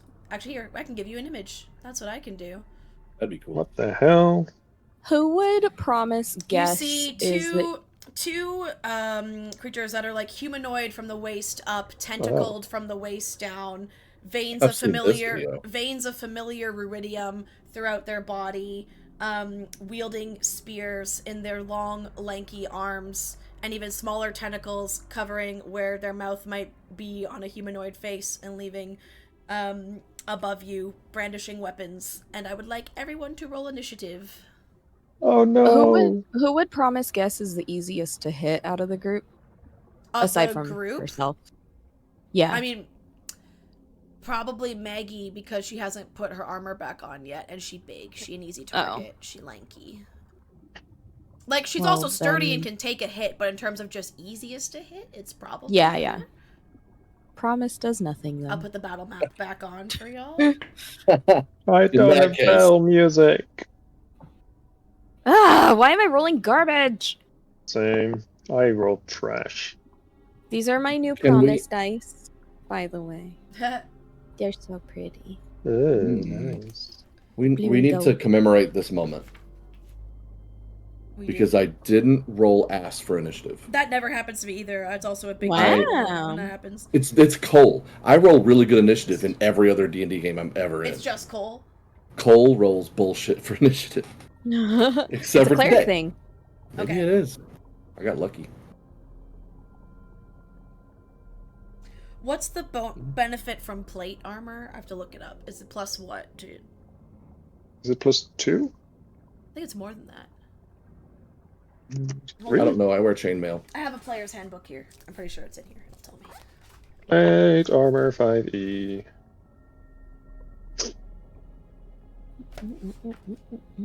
Adventuring gear. Weapons. I want the armor. Here we go. Plate armor is... Oh, it's just a straight armor class 18. So without it, it'd be 11 plus her dex. Works. So without it... Okay, use that. Cool. Cool. What did everybody else roll? 7. A stupid 10. You Promise rolled a 10. Okay. Cole? 18. Nice. Orion? 7. Okay. We'll have Fred. Oh. We'll have Fred go on your turn, or unless you want to roll initiative for him. No, that's okay. Okay. The creatures. Speaking of Freddy. Can you add his token? I can, yes. I'm just adding the monsters to the combat tracker here. Okay. Now my mom and I used to have a cat named Fred, and we call him Fwedos. Oh, no.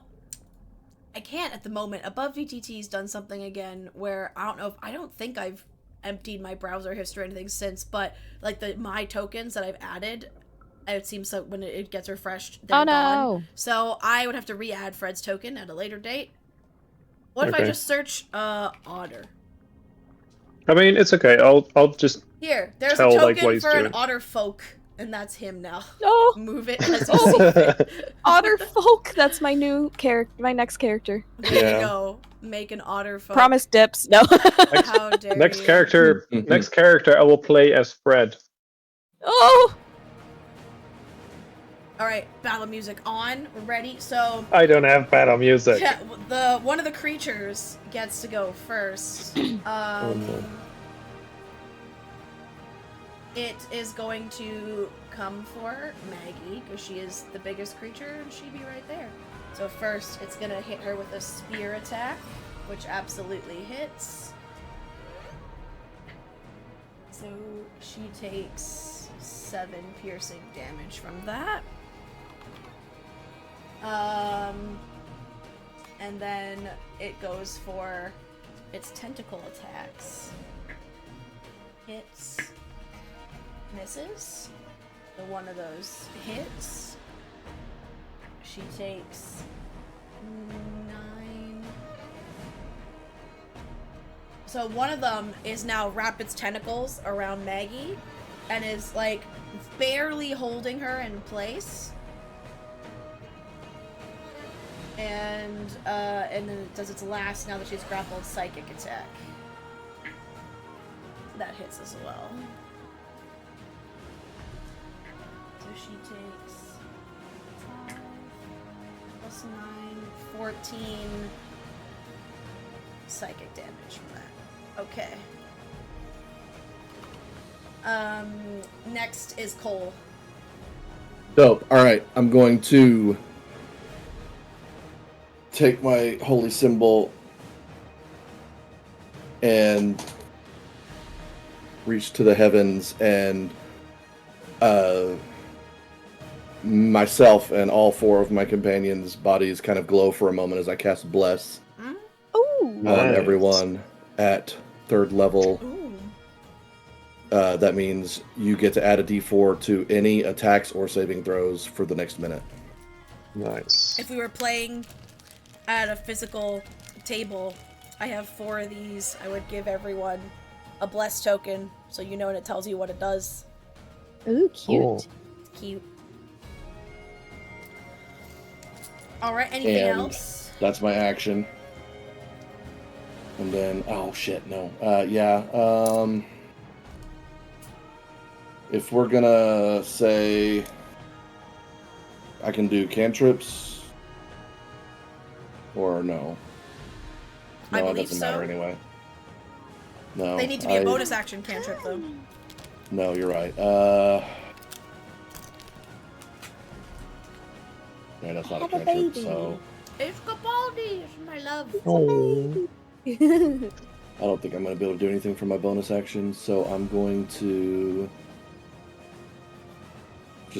Well, I'm already pretty much at this guy. Okay. So I'm just going to post up right in front of this one right there. Okay. It is that creature's turn. How dare. Gimme. So now it is also do the same as the other one. First, it does its spear attack. It's going to 2-hand it because you're close enough. Nope, that's a 9 to hit. Yeah, that misses a lot. Yeah, so it's a big miss. It stabs it bounces off of my shield and stabs itself. Yeah, and now it's going to try and also wrap That's a you in nat its one. tentacles. It Sure. definitely... Oh my god. I just rolled 3 2s in a row. Yeah, Nice. That's Would. wild. That's crazy. I'm slippery. Tentacles also miss. You're just bobbing and weaving, like ducking at the perfect times. You saw how the one came at Maggie, and it's given you enough like information to anticipate its moves. Task oriented. Yep.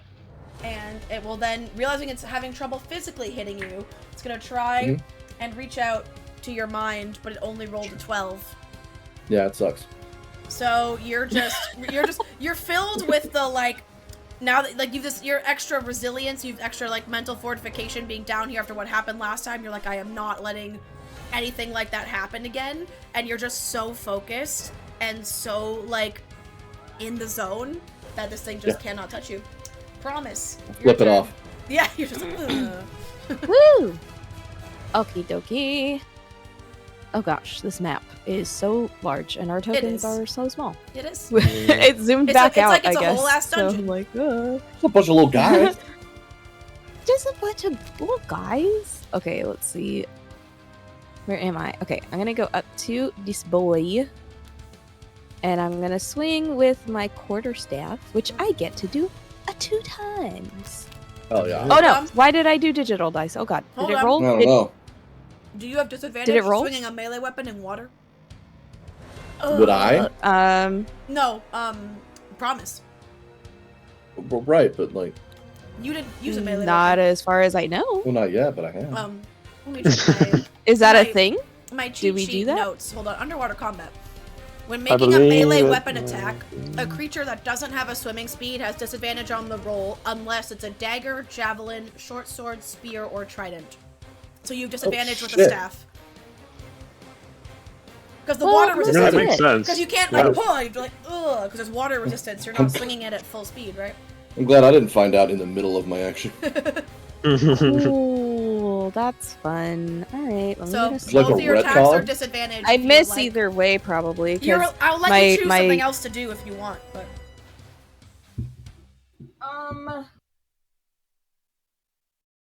What were the exceptions? a dagger, a trident, a javelin, a spear, or a short sword. Basically, I have none of Basically, those things that are though. pointy and short and fast, and like aerodynamic, because there's less water resistance than a more broad, large, bulky weapon. I take offense to the fact that they left the battle axe out of that because it's literally flat. It's as flat as a sword. I'd say stabby things. Yeah.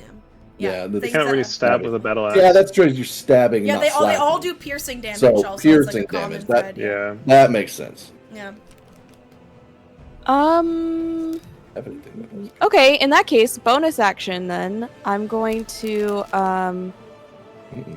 where is it? Hold on. I know I have a thing that will help me. What the fuck?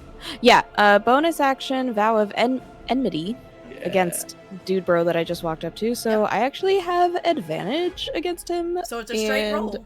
So it's a straight roll. It's garbage! Hold on, let me do math. That... 12? Misses. Okay, second attack. And bless is for every, like, potentially You for add every a attack, or is it D4 for just... every attack. Yep. Nice. Every attack. Was that with your every D4, saving that first throw. one? The 12? That was, yeah. Okay. Yeah, So then this one is a dirty 20 plus 3 from bless, so 23. Absolutely hits, yes. And that's gonna be two-handed with my quarterstaff. So that's 6 bludgeoning. And I already did my bonus action of Vow of Enmity, so that's action, bonus action. I didn't use all my movement, but I'm not gonna move. Oh, since I hit... No, I have to be hitting specifically with Flurry of Blows. Okay, never mind. Yeah, that's it. That's my turn. Okay. Orion, you are next. Yeah. Let me see. So we have half speed now, don't we? Yes, unless you have a swim speed. Yeah.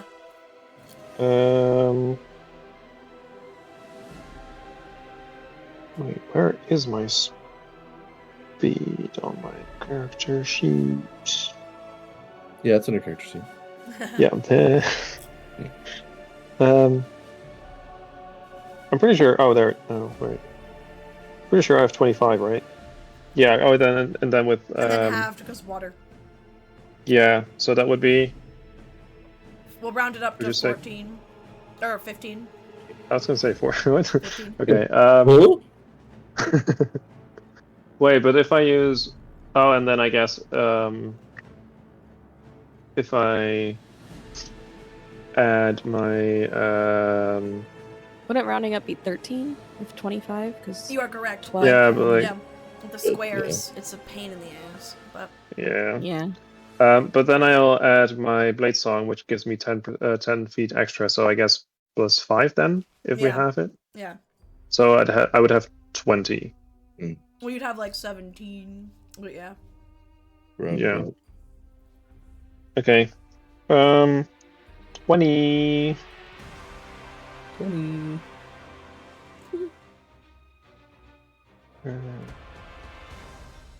That means that I can just make it over there. Oh wait, hang on. Where the top left one? Yes. Where exactly? Like on what square is it? Because right now it's kind of like on 4 squares at the same time. There. It's like now it's here. Now it's in a square. Oh, damn it! Since we're in water, can we like pass through each other's squares?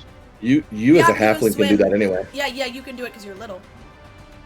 I don't think I can. I think that's. I was gonna say a halfling can, but I'm a It's gnome. just halfling. Oh, you're a gnome. Right. You racist. Then, but you can swim up and also, over. Maggie is real big, so. Fair. Okay. Then I would probably. Yeah, I would still be able to make it over there to the other side. Which gives me flanking. Yo. With Maggie, and then. Is she an ally though? Does it give you flanking? Is she an Does ally? it give me flanking, Yes, Mrs. Tia? The true insight check. Okay. Imagine that's how the plot twist gets revealed. It's like. No, she doesn't give you advantage. Okay. Then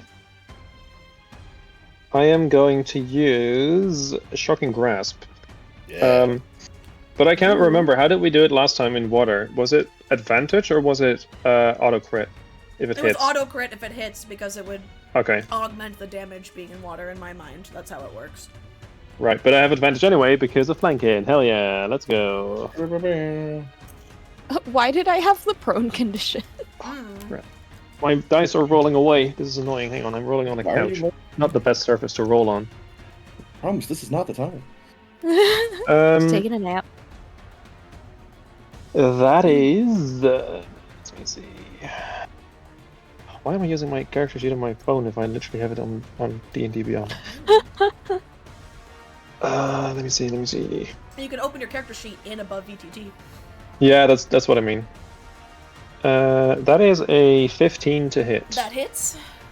Hell yeah! So that is 2d8. Oh wait, I forgot to add the d4, but it doesn't matter. It hits anyway. It's not on damage rolls, right? What?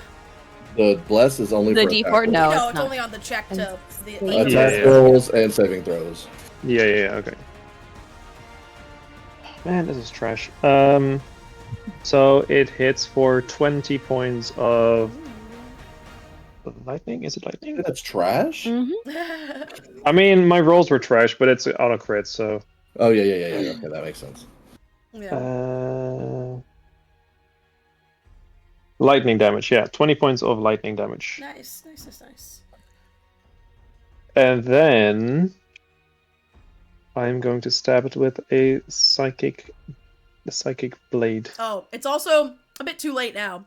For future, if you have Maggie in your party, you all have advantage on initiative rolls. That's my bad. Oh, Too late now. I could have rolled that's pretty better cool. than garbage. No, I would have kept my original. I just rolled it again to see. Yeah, so I'm going to stab it with a psychic blade, which also advantage. That is a 19 to hit. That hits. Wait, yes. yeah, it is. That definitely hits. Okay. And that is oh, that is also a sneak attack. Yep. Yep. Crap! I don't have enough dice. I didn't bring enough dice. So that is. Yeah. Okay. 3d6.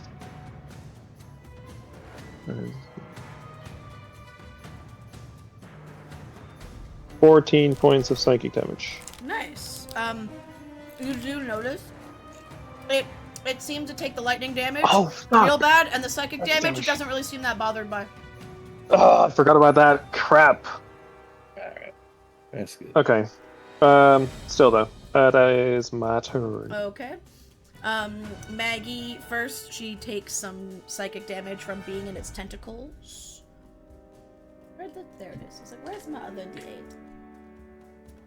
Okay.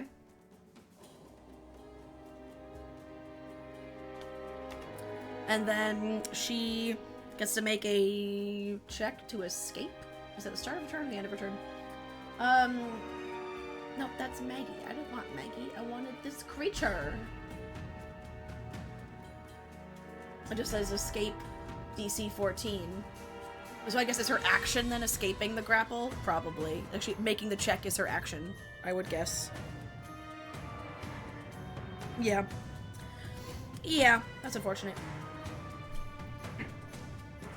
Oh my god. What's this random token with us? I'm rolling like garbage for Maggie. Oh, that's Fred. That's the otter, right. By the way. yeah. Oh, that's Fred. Oh, by the way, I forgot Fred. He's assisting Cole. Nice. Okay. And then in that case, you know what Enna's gonna do? No, Enna will be assisting Maggie at escaping, so we'll give Maggie advantage on, like, she's trying to get some of the tentacles off her. There we go. And now Maggie breaks free with Enna's assistance. Nice. Is no longer grappled. And then that also means that was Enna's turn. It was giving the help action to Maggie to escape her grapple. So it'll be good. That's only once per day. I'm not gonna do that yet. Alright. Back to the top of the round. So now this one, Maggie is free, and now it sees this little dude who just hit it with the electricity, and it really didn't like that. So it's gonna try and stab you with its spear. It rolled a natural 3, so that misses. It does And it's indeed. gonna try and then wrap you in its tentacles, but that's a 21 to hit with the first tentacle. Yeah, so I use shield. Okay. Which makes your AC 23? Or 23. Yep. Makes your AC what total? 23. Oh shit, okay. And then it's gonna try the other tentacle, but it rolls another natural 3, it fucking misses. And it'll try and psychic attack you as well. But also, oh my god, rolled single digits for almost everything it did. The one good one you then shielded. So it does fuck all. It's fine. Good. That's fine. Okay, Cole, your turn. And you have advantage from the otter. Awesome. It's not going to help me because I'm not doing any attack rolls. God damn it! I I gave you sorry. advantage. Well, like Depending on what he chooses to do, I might I find could, a DM way to make it work. because of that, and You'd I have know a straight that roll. I'd have a straight roll for my weapon attack, which would actually help. Let me make sure. Or do 2d6. Tell you what, we're gonna have a little fun here. We're going to click this button right here and cast Spiritual Weapon. Why did it roll a dice for casting Spiritual Weapon? Okay, I just cast it. I didn't attack, so that roll doesn't count for shit. Again, my So ignore tokens that. are gone, but if I see what's around,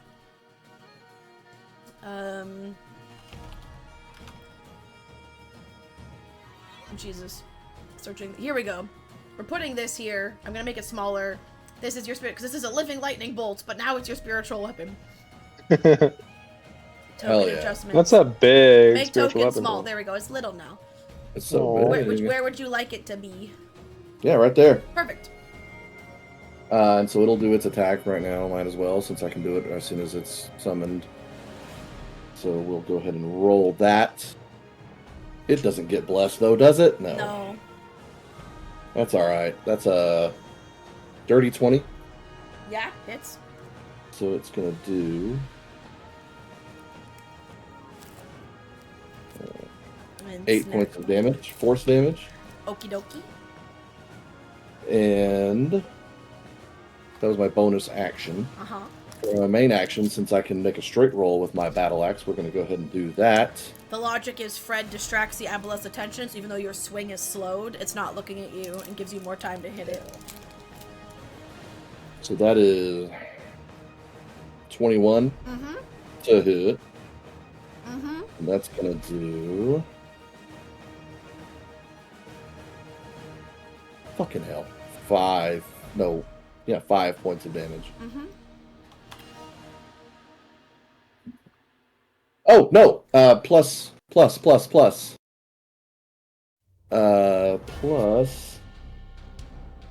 Fuck off! Another one. 6 points of damage. Okay. Out of my blessed strikes. Yeah. So, yeah, all my damage dice rolled ones just now, and I'm happy about that. Don't you hate that? The worst. All good. That'll be my turn. Okay. It's that creature's turn. Yeah, So first please. it's gonna go for spearing you, but I've rolled 2, 3, and a 5 exclusively on this dice. It's surrounded. Please tell me it had disadvantage. I mean, it's still missed anyway. It's Yeah. okay. Now it's gonna go for tentacle time. I've switched d20s. Please. We're better now. That's No. a 21. Don't forget your new AC because of the jewel. Oh, I did. No, it's automatic, and yeah, that still beats it. But it's my AC is 20 now. But your AC is that +2 or is it only +1? Because it's giving you the wrong state of the jewel, right? So your AC should be +2 from what it was before. It gave me +2. Okay. So It gave me the only thing it doesn't have is the description of all the stuff those it does. charges. Yeah. That's it. Okay. The only thing it tells me it'll do is invisibility, but it gave me the +2. Okay, got you. Okay. Well. Oh no, it didn't. I'm kidding. That's what I thought. So what's your actual AC? My AC is 20 right now with the amulet. The total. With the amulet of the devout as well? The devout doesn't give me AC. Oh, that's not an AC. Yeah, right, okay. Okay, so then one tentacle wraps around you, and you don't take any damage right away. But you are now grappled by the tentacle. You cannot move. I don't throw a save for that? Okay. No, you can make a check to break it on your turn. Yeah. The Devout gives me +1 bonus to spell attack rolls and saving throw DCs. And promise, it tries to tentacle you, but it misses. It whiffs real bad. And it's gonna try and psychic damage, promise, but that's a 14? Miss. Cool. You feel it reach into your mind, and you are prepared for this, and your mind is warded. You do not Don't monk take shit. psychic damage. Don't monk shit. It's now your turn, promise. Okay. Once again, quarterstaff, swing. Oh, that's so much better. That's a 24 to hit. And was that the straight roll because of your vow? Yep. Yeah. Yeah. 24 hits for sure. Did you roll an And attack then- roll? No. Did you roll the did you d4? use your bless? Yeah. Oh, It well, still I mean, hits anyway. I don't- Yeah. Doesn't matter. Yeah. If I don't. It was if I a don't +4 remember. though, so. Mhm. Okay, so that's my first hit. I'm gonna go ahead and just roll the damage for that first one.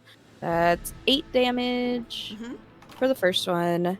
And then the second hit is 16 plus stuff.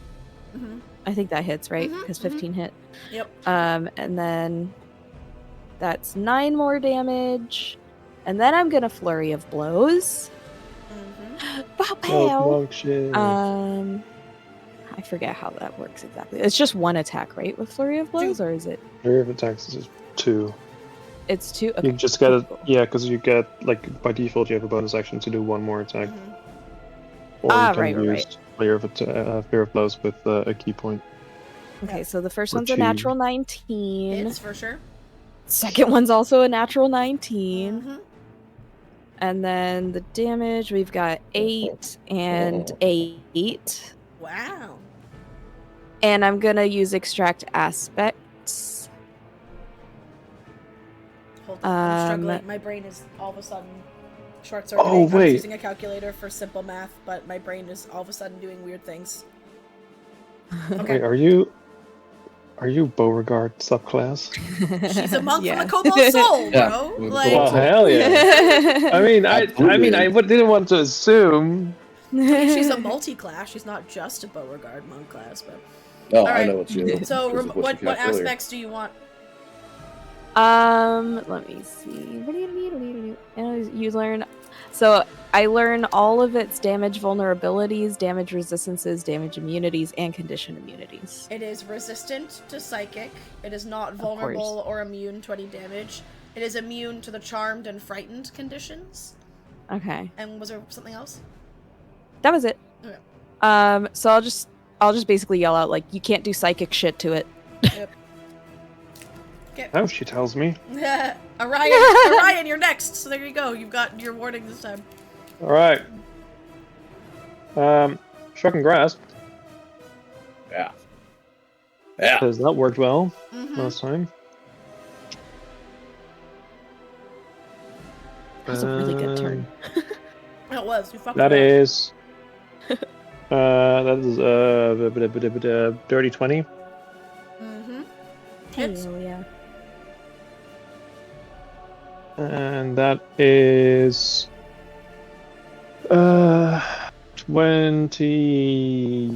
20. Yeah, my brain. 23 points of lightning damage. Okay. And then I will pull out my short sword and my dagger. And I will go for an attack with both of those. First my short sword, and then my dagger. Is Shock and Grasp a bonus action?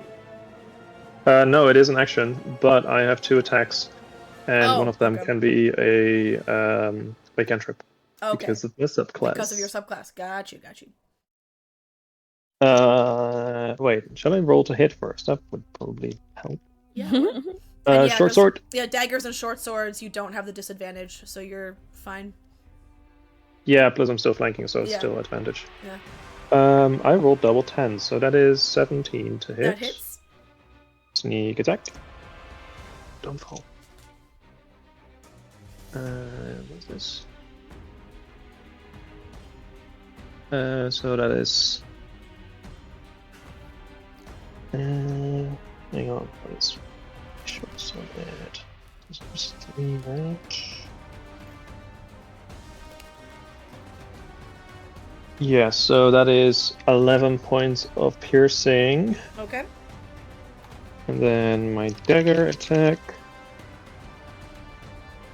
That is a above a 20, so it hits. And that is 1 point of piercing damage. Okie dokie. Both of them are looking very, very messed up now. Sweet. Nice. It is Maggie's turn, and she is going to...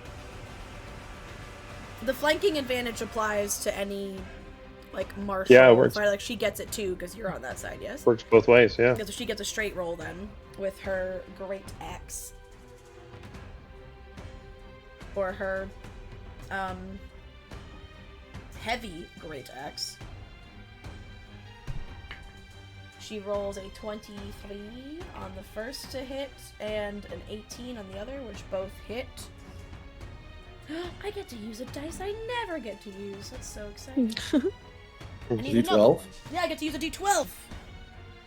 Nice. Oh, That's exciting. Okay. I get no to one use... ever gets to use D12. Well, I know, right?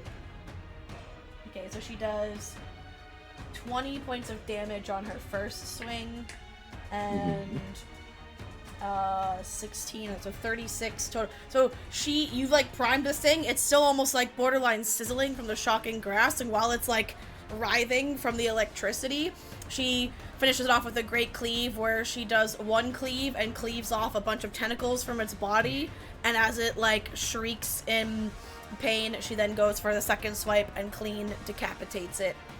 So this Aboleth spawn is no more. Yay. Aboleth spawn, wait. Yep, that's what they are called. It's a mini one. Oh wait, I was It's a gonna say, how is it baby. not a little walking brain? But that's not Aboleth. That is. And then- Oh. that's there. We killed their parent, now we killed the spawn. Yeah, Enna is gonna come Salty over earth. here and give the help action to Promise, so you'll have advantage on whatever you do next. Because- Yeah. And Double advantage. it's now Cole's turn. Again. Uh-huh. Oh yeah, by So- the way, I was helping Cole. Yep. Yeah. So that's my question. I'm grappled right now. Yes. Oh, so you also take at the start of your turn. Where'd it go? You take 6 points of psychic damage, Okay. and you can make a strength. The DC is 14 of a strength check to break the grapple. With Well- advantage. Yep. That is an action, but then your spiritual that- weapon gets to attack it. It's a. Let me hang on. Making sure my brain Fred works. starts gnawing It's- on one of the tentacles to try to get it to let go of It's you. not. Is it a That's saving so throw? cute. It's a saving throw, a strength save, yeah. Strength saving throw to break free, with advantage. Mm-hmm. And bless, right? Did you Yep, not bless that's why. yourself? That's why I had to ask if it was a saving throw or Yeah. a check, because I don't get it on just checks, but I get it on saving throws. Yeah. So that's 21 Yeah, you plus break free. plus strength, plus 24 is my total. Yeah, you break free of it. No problem. That's neat. That is so neat. Let's do my bonus action. Spiritual weapon. Smack.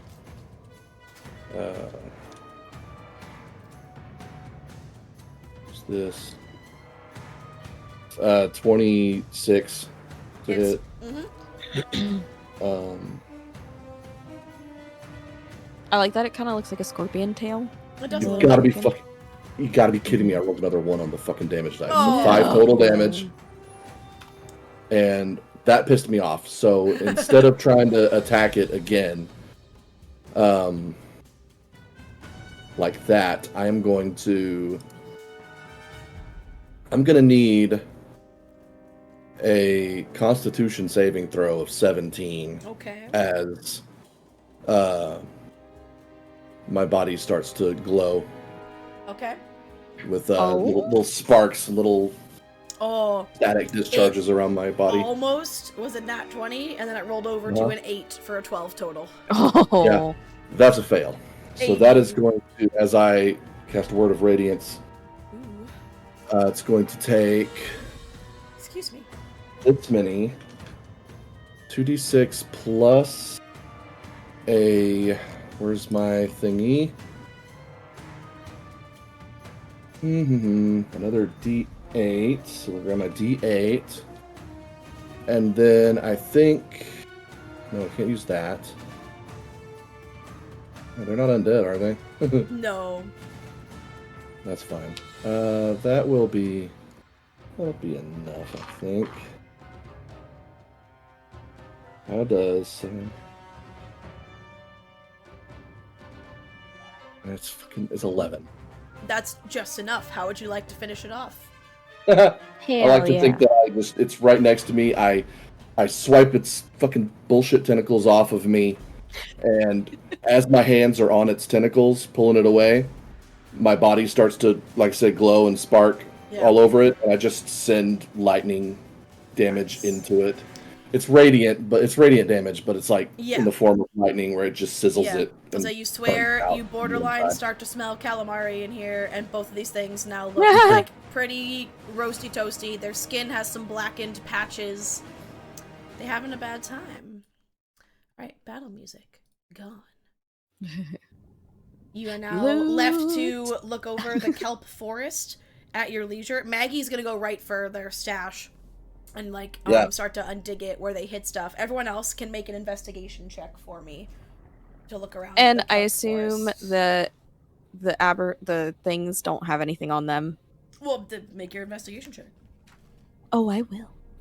Oh, I will. Hey! I think I have a +0 to investigation. 13. Yes. Okay.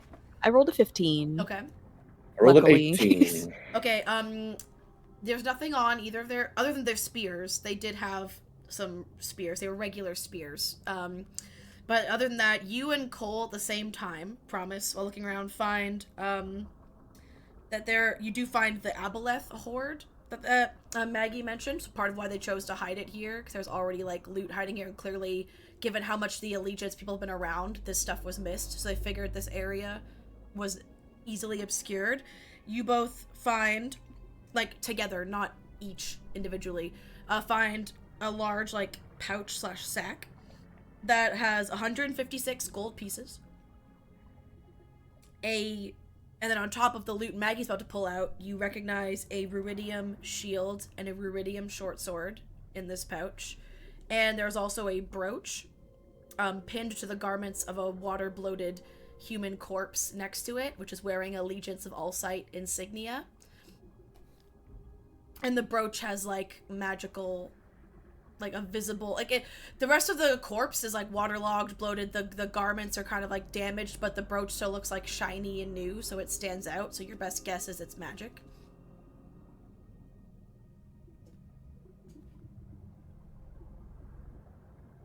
What you guys got there? Some That's stuff. you and Cole that found that. No, it's Promise and Cole No, that it's found it. Promise and Cole. Because Oh, it's Promise and Cole that Promise found it? and Cole. Oh, Yeah, okay. because I rolled 13, Yeah, so... you needed We 15 or found higher. Oh, okay. Gold, Well, I'll go and... shield and sword, and the brooch that seems magical that has the insignia of the Allegiance of Allsight. Yep. And Maggie is gonna, while she uncovers it, Maggie's gonna put her armor back on, and then she can take her breathing bubble off, and she's gonna give it back to you, and say, this way there's still about 45 minutes of air in here, should someone need it. Okay. So maybe we should conserve this for an emergency. Okay. And I will also pick up the spears just for the sake of, selling. Sure. Yeah, they're just regular spears. But they'll have, some ancient the design is very reminiscent, from the ancient city, but they are just a spear. And any, language on it that I can understand, or no? Carvings or anything? No, there's more just, artwork. There's not, runes or any written, In ancient Elvis, it says spear. Spear. Right. Property of so-and-so. Joe's spear. Spear. Do not touch, but it's TUTSH. Yeah. Yeah. So Maggie, other than her plate that she put back on, the rest of the ruidium stuff that belonged to the group, she's just undug it. It's in like a large, it's in like a trunk that they found that you guess has been down here. This trunk had other stuff in it at some point, was looted, and they found it and used it to put their stuff in. So she's left that out and points it out to you guys. Was let me know if you want me to rebury these or if you want something done with them. It's up to you. Something done with what? Oh, with the rubidium. Like the rubidium items that were from shield? the group. So what that is, so you and Cole found an extra rubidium shield and rubidium short sword. Yeah. What she's pulled out, aside from her plate that she put back on, there was a rubidium like staff, like a magic looking like wizardy staff. There's another rubidium short sword. There's a rubidium harpoon. And then there is a rubidium warhammer as well.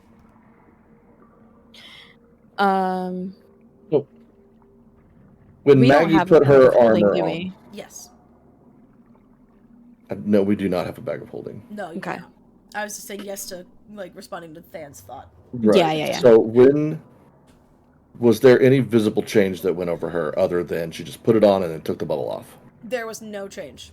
Nothing changed. Like her eyes didn't roll back. She didn't start speaking in tongues. I didn't hear whispers. There wasn't even so much as like a wince or a shudder. Like she just put it on. She could have, like, if you didn't know any better, she would just strap it on regular plate. And you've also seen, like, again, not any of her body that was uncovered. She has no signs of rubidium poisoning. Like, she has none of the rash or anything, like, the visible elements of it. You've seen none. I'd like to say I was watching. Yeah, you've seen none. No. Putting on, like, plate armor takes a while, 10 minutes. Right? Yeah, so while you guys are searching, she's, like, putting it on. Watching her. It takes 10 minutes. It does take 10 minutes of your breathing time. So she'll say, like, she'll allow, if you guys wanted to keep exploring, she's like, I could catch up with you. I know, like, oxygen's valuable down here, but I'm saving oxygen in the bubble by putting this on. And I think, and also a swim speed, like, I can move better down here when I wear this, and I'm more of a help to protect you guys. It gives her swim speed? Better. It gives you a swim speed equal to your walking speed when you have rubidium anything. Damn. So so then her helmet will have 35 minutes left, right? Since it takes 10 minutes to put on armor. We'll say 40, because you guys were down here 40, only for 10 minutes, and then you had your fight. Your fight was like 3 rounds. That's like 18 seconds, so... Right. Yeah. Okay. So if you wait for her to be done donning her armor, you'll have been down here for 20 minutes. Promise will definitely wait with her. Yeah. Because she's not leaving her alone down here. Okay. Do you want me to check out that brooch? See what kind of magical properties it has? You can do that while she's putting her armor on, yeah. Yeah. If Promise was the one holding it, she'll toss it over. I'll ritual cast Identify, because we found out recently that apparently it doesn't actually consume... Yeah. Oops. Yeah, well, I knew I could do it for free. Well, okay, you're right. It doesn't consume the pearl. Yeah. So I would like to do that. This is a brooch of shielding. While wearing this brooch, you have resistance to force damage and immunity to damage from magic missile. Ooh. Holy shit. That's nice. Good for anyone. And if you look up brooch of shielding, it'll be in D&D Beyond. Okay. Yeah, does anyone... Well... Who has the lowest health? Not me. It's probably Orion looking at all your HPs. Yeah. I mean, who's got the brooch at this point? Promise, who picked it up? Promise handed it to you to identify. Yeah. Yeah, so okay. you got it right now. Yeah, okay. I mean, I guess I meant, like, who picked it up. Yeah, so, this brooch, we can always, pass it around. Like, it doesn't have to stay with just one person. You require attunement? I will double check for you. Oh, yeah, that's a good point.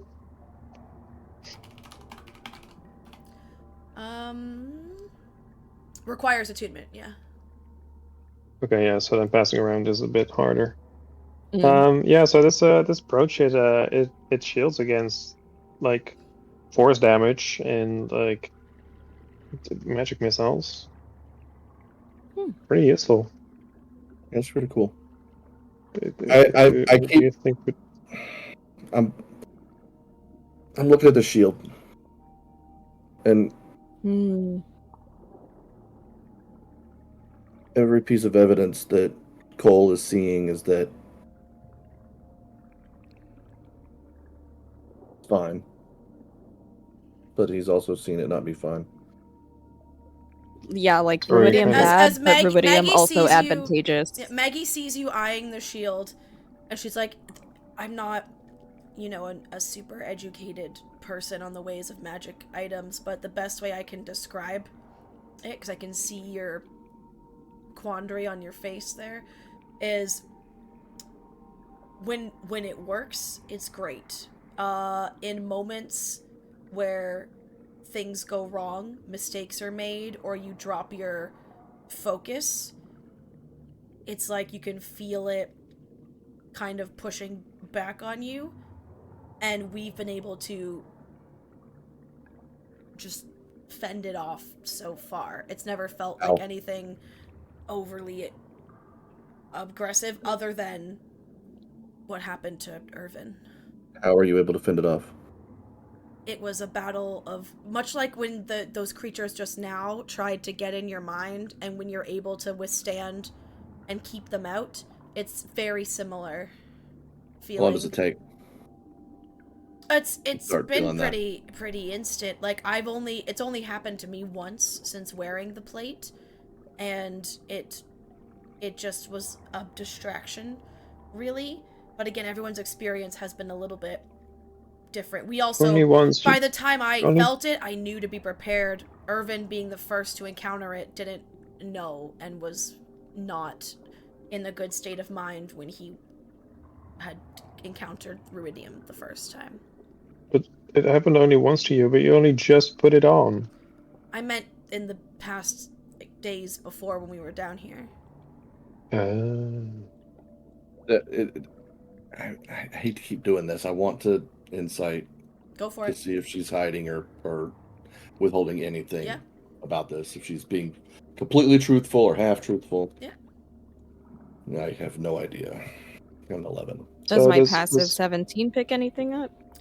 Both of you, even with the passive 17, again, she has a very earnest tone 18, to her voice. Like, she seems very much like I'm trying. Like, when someone's like trying, like almost like there's like a borderline pleading tone to their voice, because they're like, I don't know how to convince you I'm telling the truth. Like when you're playing like Among Us or something and you're accusing an innocent person, you're like, I don't know what else I can say. Like, less desperate than that, but that's the vibe. Like, she does seem like all she wants is for you to believe her. And she's very earnest about that. So does anyone mind me taking the brooch, or like if you guys think someone else should take it? I don't need it. Go for it. So you can put brooch of shielding in your inventory. Yeah. That's my first magic item. Woohoo. Yay. Well, achievement item, I should say. Yeah. And you'll notice I revealed a little more portion of the map there for you, because now that you've come a bit closer over this way, and you saw it before you went to the kelp forest, you see like a winding path that seems to be leading up like a ridge or a cliff. Over to the and east. I'll divvy up the gold among our group, excluding Maggie, though. Then 100, that is... Times 4 would 156 be... 39 each. Yeah, 39 each. Exactly. 39 gold each.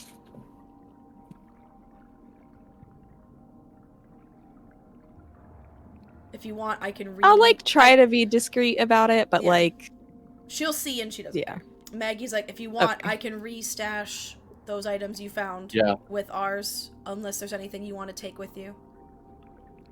I'm not... Yeah, stash it. Okay. She'll stash it in a different place, so there's less obvious, of turned up of the earth there, but she'll put it it's still in this kelp forest, but she'll put it, a bit closer to the rift or something, a bit further in. And she'll put them all in that chest and then restash it. Also, again, there was, let me pull up the artwork again. Because there also are, again, shrines to Coralon and some structures in here. She finds one of the structures has a trap door, almost that you had to almost like, because she knew it was there. It was like a barely visible like seam that she takes one of the edges of the harpoon, sticks it in, and like tips up, and then like a stone comes loose, and she puts them all down there. Achievement is an hour, right? It takes an hour, yeah, to attune to Okay, something. so then it's like a short And you rest. have to be like doing nothing else, so like a short rest Yeah. that we don't have. We can't do it down here. Yeah, no, that's okay. So I'll just can I say like preemptively, I will like the next time we have time for it, I will attune to it. Yeah. Okay. Then I'll just add it now and then, because I'm like I feel like that's something I'm gonna forget to do, you know. Yeah. Yep. Because I would forget to. All right. I point over there to where like the path is. Yeah. Right, let's head that way. All right, put yourselves in whatever your marching order is gonna be for me along that path. I will like kind of hesitate and also like look towards the building. The building down there where Yeah. The I will keep an eye out while swimming there for any fishy attacks. Okay. I'm gonna promise is gonna position herself. We're all watching for. I'm keeping my eyes peeled for attacks of anywhere. Yep. Like the whole. Oh time. yeah. Promise is gonna position herself so that she can watch Maggie. Okay. So. That's fair. Oh god, I almost dropped my book. It's Why? heavy. I don't know why. I just had a weird hand spasm. It's fine. Why? So you start to walk up this path, and you see a narrow, winding path that ascends a steep, rocky slope strewn with oddly shaped chunks of stone. The path splits into two branches that each wind up a different 80-foot high peak. And then you see in the distance, as you walk up there, you can see the beginnings, like walls and structures. To one side, you see remains of what looks to be a once elegant villa. That's the structure to the south. And then the path that goes north on this map, you see the remains of a crumbling watchtower. And everybody make an intelligence check for me as you're walking up this path. I think we can probably say Bless is gone by now. Yeah, 'cause it's only a minute, right? And it took 10 minutes for you guys to go through the loot stuff. Just an intelligence check. Yeah. Straight intelligence? Yeah. Man, I'm supposed to be good at those, but it's a 9. Oh, actually, you can Just an also 11. you can make an Arcana check if you'd like. Otherwise, straight intelligence. Either way. Yeah, it's I 11. mean, that's probably.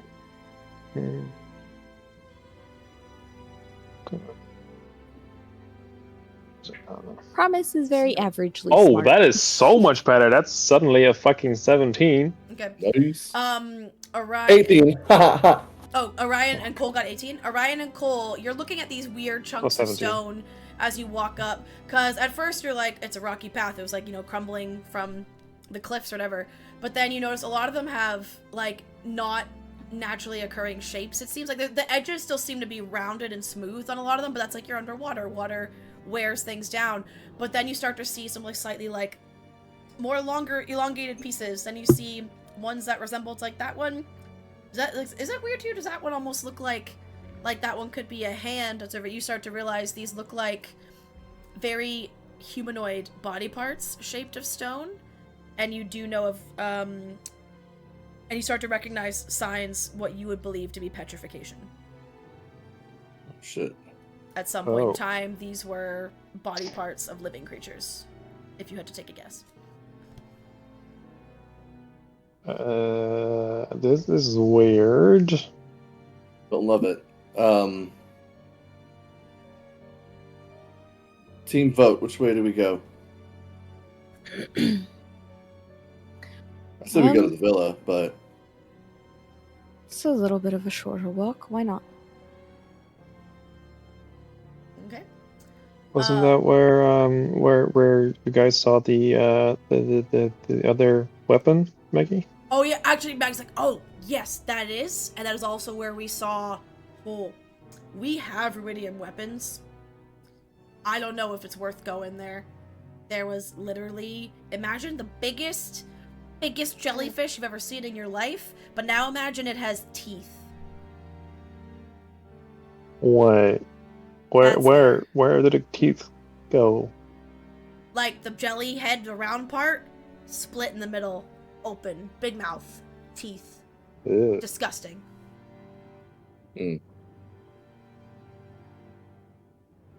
Well, what's to say there's not something like that in the other location too? Well, and there might be more in that villa. We just saw the ruidium when we were here scouting, and then we saw that thing, and we were like, that thing's probably gonna protect that piece of ruidium better than we ever could, so we left it.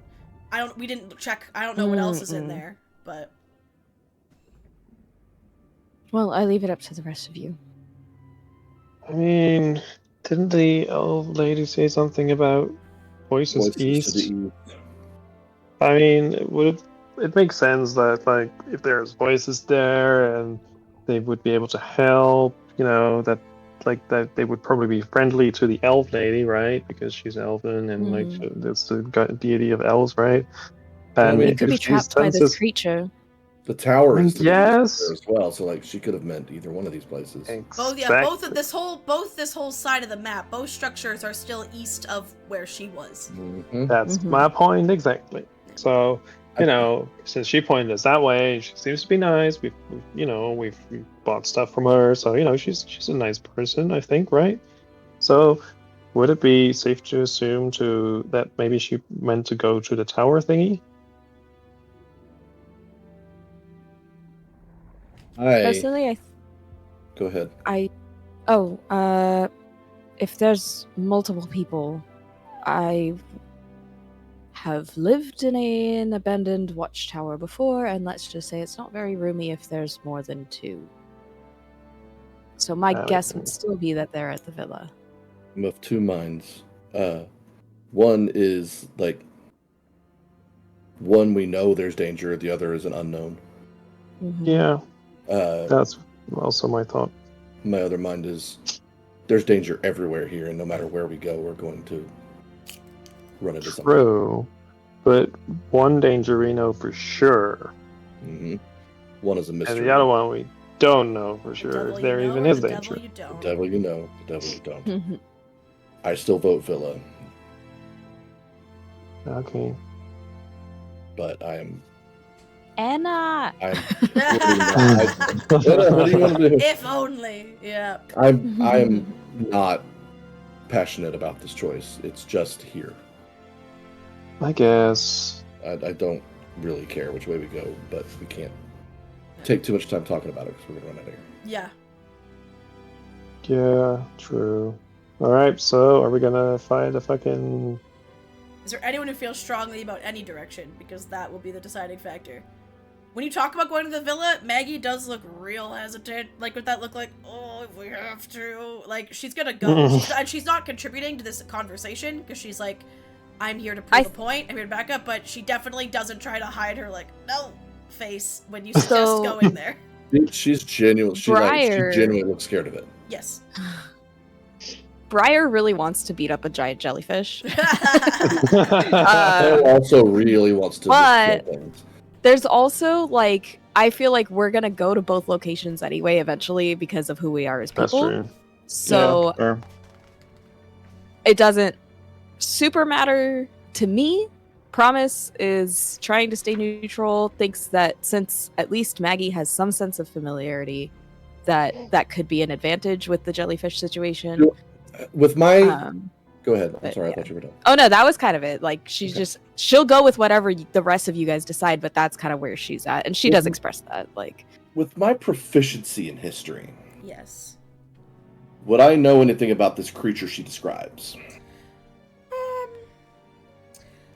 I can roll if you don't. I mean, you can guess, because again, like, the shark, the aboleth, a lot of the things you've seen are creatures that exist in other places, but they've been corrupted or twisted into a more horrifying version by the ruidium. But then also the things, like the things that got Neri and Fury, never heard of anything similar everywhere. Like, those were like something new that seems to have been birthed from this the influence of this rift. So this could be like just a tainted version of a similar creature. But I don't know. You don't know. No. And like large, giant tentacle creatures exist. Like there's like kraken-like things, even the aboleth tentacles that have like attacked ships and seas and stuff. Like a creature of its scale, not surprising to find, and especially in places as dangerous as this. The teeth seems real weird. The teeth is new. Yeah. Well, maybe we just don't get close to it. And then I start walking towards the villa. I could send Fred like that. Of us and... I stop walking towards the villa. That. What a great idea that is. I think that should happen. Okay. Okay. I'll tell Fred. Hey, Fred, just be very careful, okay? Don't take any risks, but like maybe just get up ahead a little bit and see if you can see anything.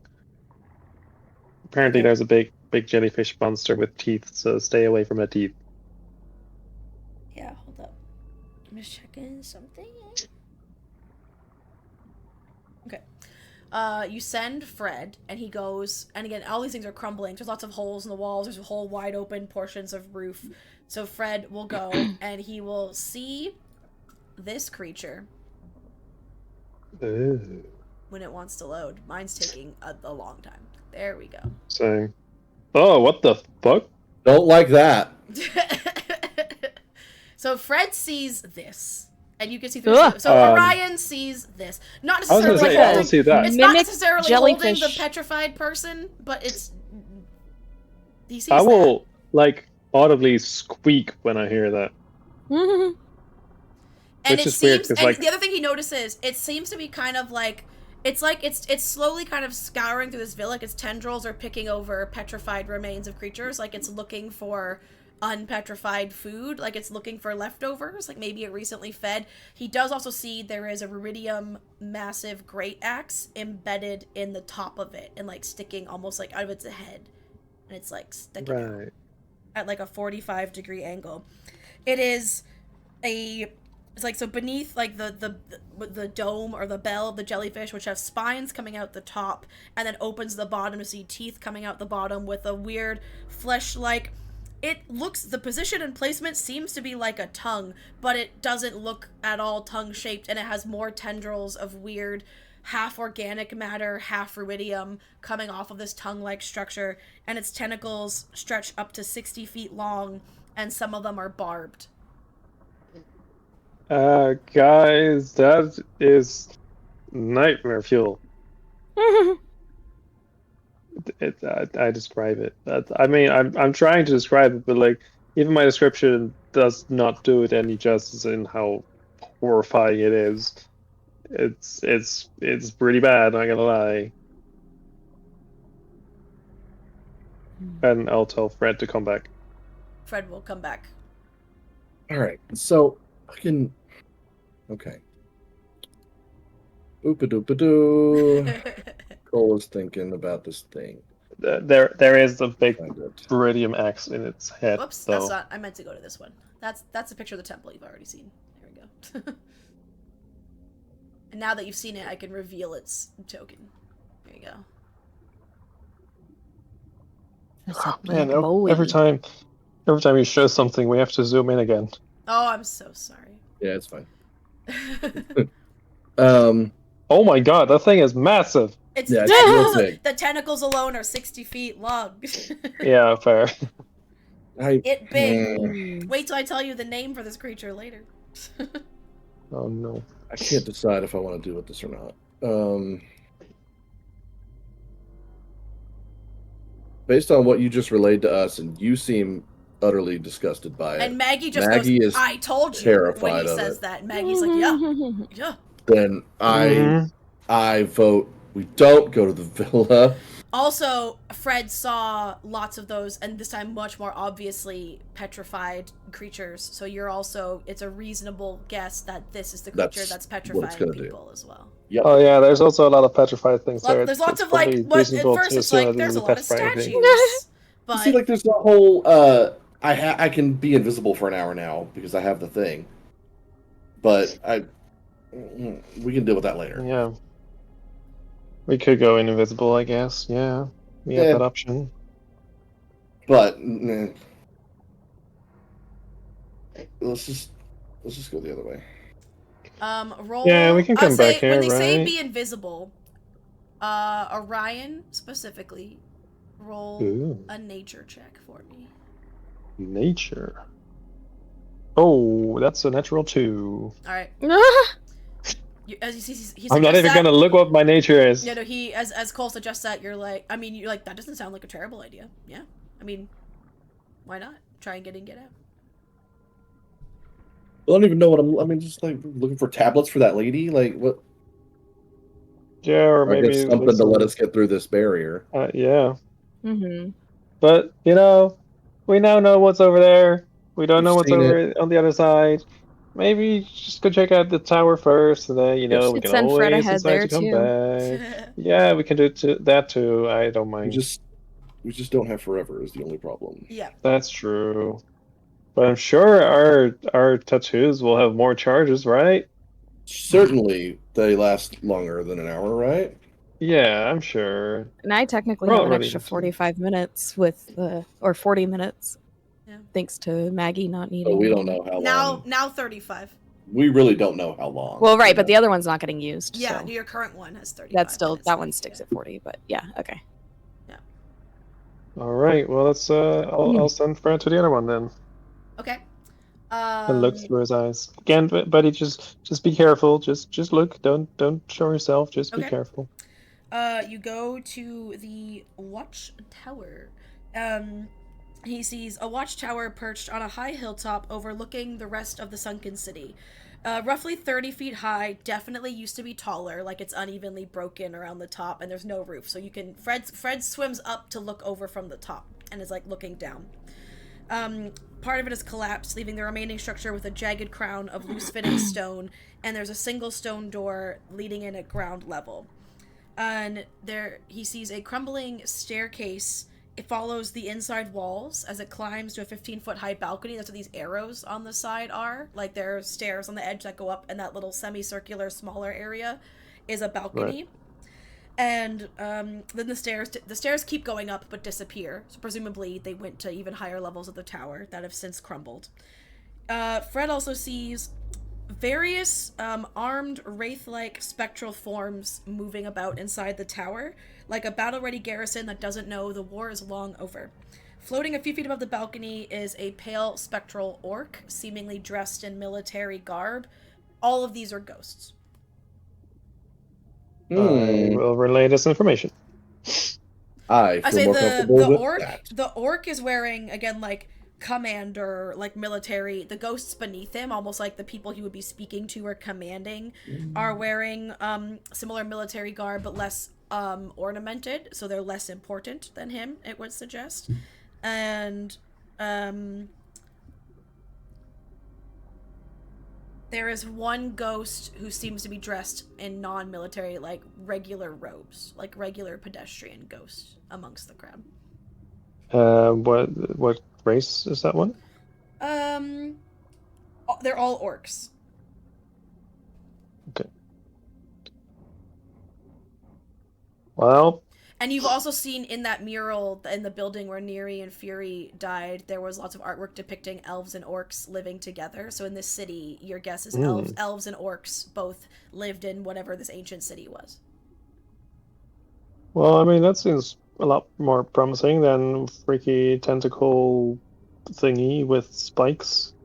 Unless they're all hostile. I mean, yeah, but we were in this other area. And Orion goes quiet, remembering what area that was. Mm-hmm. Right. Yeah, that area. Well. And, right. So yeah, no, there were paintings and stuff for elves and orcs living together here. So. Orcish is not a language that Promise knows. But if they're living with elves, maybe they know Elvish. Yeah, I guess, yeah. Could try to talk to them, hopefully. I don't speak Elfish myself, but you guys do, I think. So yeah, that we could try that. Yeah, I guess. Mm-hmm. So shall we go that way instead of the other way? Seems more safe. Yeah. Yes. Sure. Okay. When you get, so you follow the path, and so you're like out there. When you start to get close to the tower, what exactly are you doing? What is your plan? How do you enter? Is the door open or closed? Can we The see door is inside? open. Or... It's like an arch. I think the door itself has rotted away a long time ago. I'm just double checking. Oh no, it's a stone door. So the stone door is closed. Can we maybe like do we want to go about this stealthily, or do we want to like knock on the front door? I don't see how we. I mean, it's open. We. Oh, I thought it was closed. No, the stone door is closed right now. Oh, I'm sorry. I thought you said an arch was. Because I thought it was wood, and the wood would have rotted, but the door's stone, so it's still there. Okay. Okay. Sorry, I was reading a spell thing. No worries. Lost that part. So maybe we could like knock, see what happens. I mean, if we want to talk to them, we might as well, right? How did Fred look inside? He swum up and looked from above because the top of the tower is crumbled. I gotcha. Okay. So, like, if we want to interact with them, then like we gotta make ourselves known at some point, right? Exactly. So, and I am much more prepared to fight this if that comes to that. We can sort of funnel them out if they try to attack. Maybe through the doors. There's a big giant hole at the top, but yeah, I guess. Well, of course, but I don't know, if they're just idly patrolling as if they've forgotten that they're dead, maybe they'll forget that they can swim up. This is like a platform, like this path. There's room around us to move? Yes, like all that lighter blue area around the tower is like walkable, like that's relatively level, but that's perched on a cliff. So that area that's like lighter blue where those edges are, there's then an 80-foot drop off after the edge of that. So you're 80 feet above where you were the rest of the time in the city right now. And still submerged because the water goes up a few hundred feet.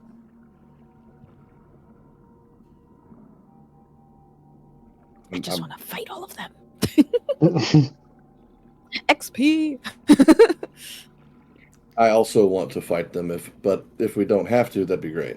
Yeah. I mean, maybe if we don't have to fight them, they could maybe help us fight the big ass. Yeah, who knows? Maybe they're good guys. Whoa, this also is your best bet now at the voices that the elf mentioned, because like these seem to be much more make sense for voices she heard than weird giant jellyfish.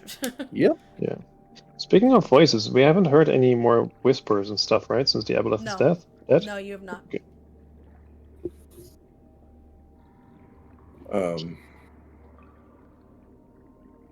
Yeah, I mean, I'm just gonna use pussyfooting around. I open the door. Okay, as you open the door, the discordant sound of a bugle or war horn seems to pierce the water, and all the warriors that were down there kind of start milling about and form two like lines of 8 with the one non-military ghost like in the middle, like they're formed around him, and the commander on the top says, a halt. You're entering the territory of the last wardens of Kael Morrow, the drowned city. We'll protect our city even beyond death, and you are not welcome here. State your business or face our wrath. Oh, and that is where we will end today's session and pick up next time, where you get to talk to some ghosts. Yay! There we go. Because it's about to be bang on 4 o'clock, so look at that. Boom. Yay. So you met your new ally, gained a temporary ally. And a whole bunch of ghosty allies. Yeah. And some more fingers goals, crossed. some magic items. You got some answers. You know how to get through the rift when the time comes. Can ghosts be petrified? Probably not. I would presume. That's what I would guess. I'm not sure. I haven't looked into it. That's just a first thought, first guess. Anyways. I mean, saying they're doing a terrible job of protecting Kelmora. Really bad. Like there's shit everywhere. It seems like they failed, and maybe they're here stuck forever because they can't come to grasp with the fact that they failed. Maybe. Crazy thought. All right, let's. I'll play therapist, and we'll get this going. Next time, ghost therapy on the cards for next session. Briar, our next session is going to be June 8th. Already in the calendar. Look at us. Who are we? June 8th. Yes. That is the one I will be missing. Yeah, there is a chance. I need to see, because again, in theory, we're gonna start June 8th. We're gonna go to every other Saturday, like for the summer, and be pretty like damn stuck to it, because we want to start really getting through the juicy part of this campaign. The reason it's every other Saturday is because I'm going to be part of a project that is in the works that is actual play related and exciting. But in theory, I thought it would be starting by June 1st. There's a chance it might still be a little bit of time. So closer to, who knows, maybe people are available. Maybe we also get to play June 1st. Who knows? But definitely June 8th. Actually, we'll see. I might, hold on. Luna. Holding on. She's just a baby. I would have to know by tomorrow. I would know. Okay, never mind. Our session is normally noon to 4-ish. Typically, Eastern. Is what we aim for. Yes. Yeah. I may, if my boyfriend goes to work that day, I may be able to play on the 8th, actually. Sweet. That'd be exciting. Well, yeah. Talk about it. Either way, we'll figure it out, but we'll definitely see y'all for June 8th. No matter what. Come hell or high water. And thanks for being with us today. Again, Briar and I are raising money for St. Jude for the rest of the month of May. So you stop by our streams. Feel free to help share our streams, get the word out, or amplify our Totify campaign, share the link. Lots of free ways to help the charity. If you missed part of the session or want to rewatch later, the video will be up on YouTube in a day or two. And thanks for hanging out. Hope to see y'all in some other streams soon. If not, we'll see you June 8th for next session and see if our party can parlay successfully with some ghosts. Bye, everybody. Bye. Bye. Bye.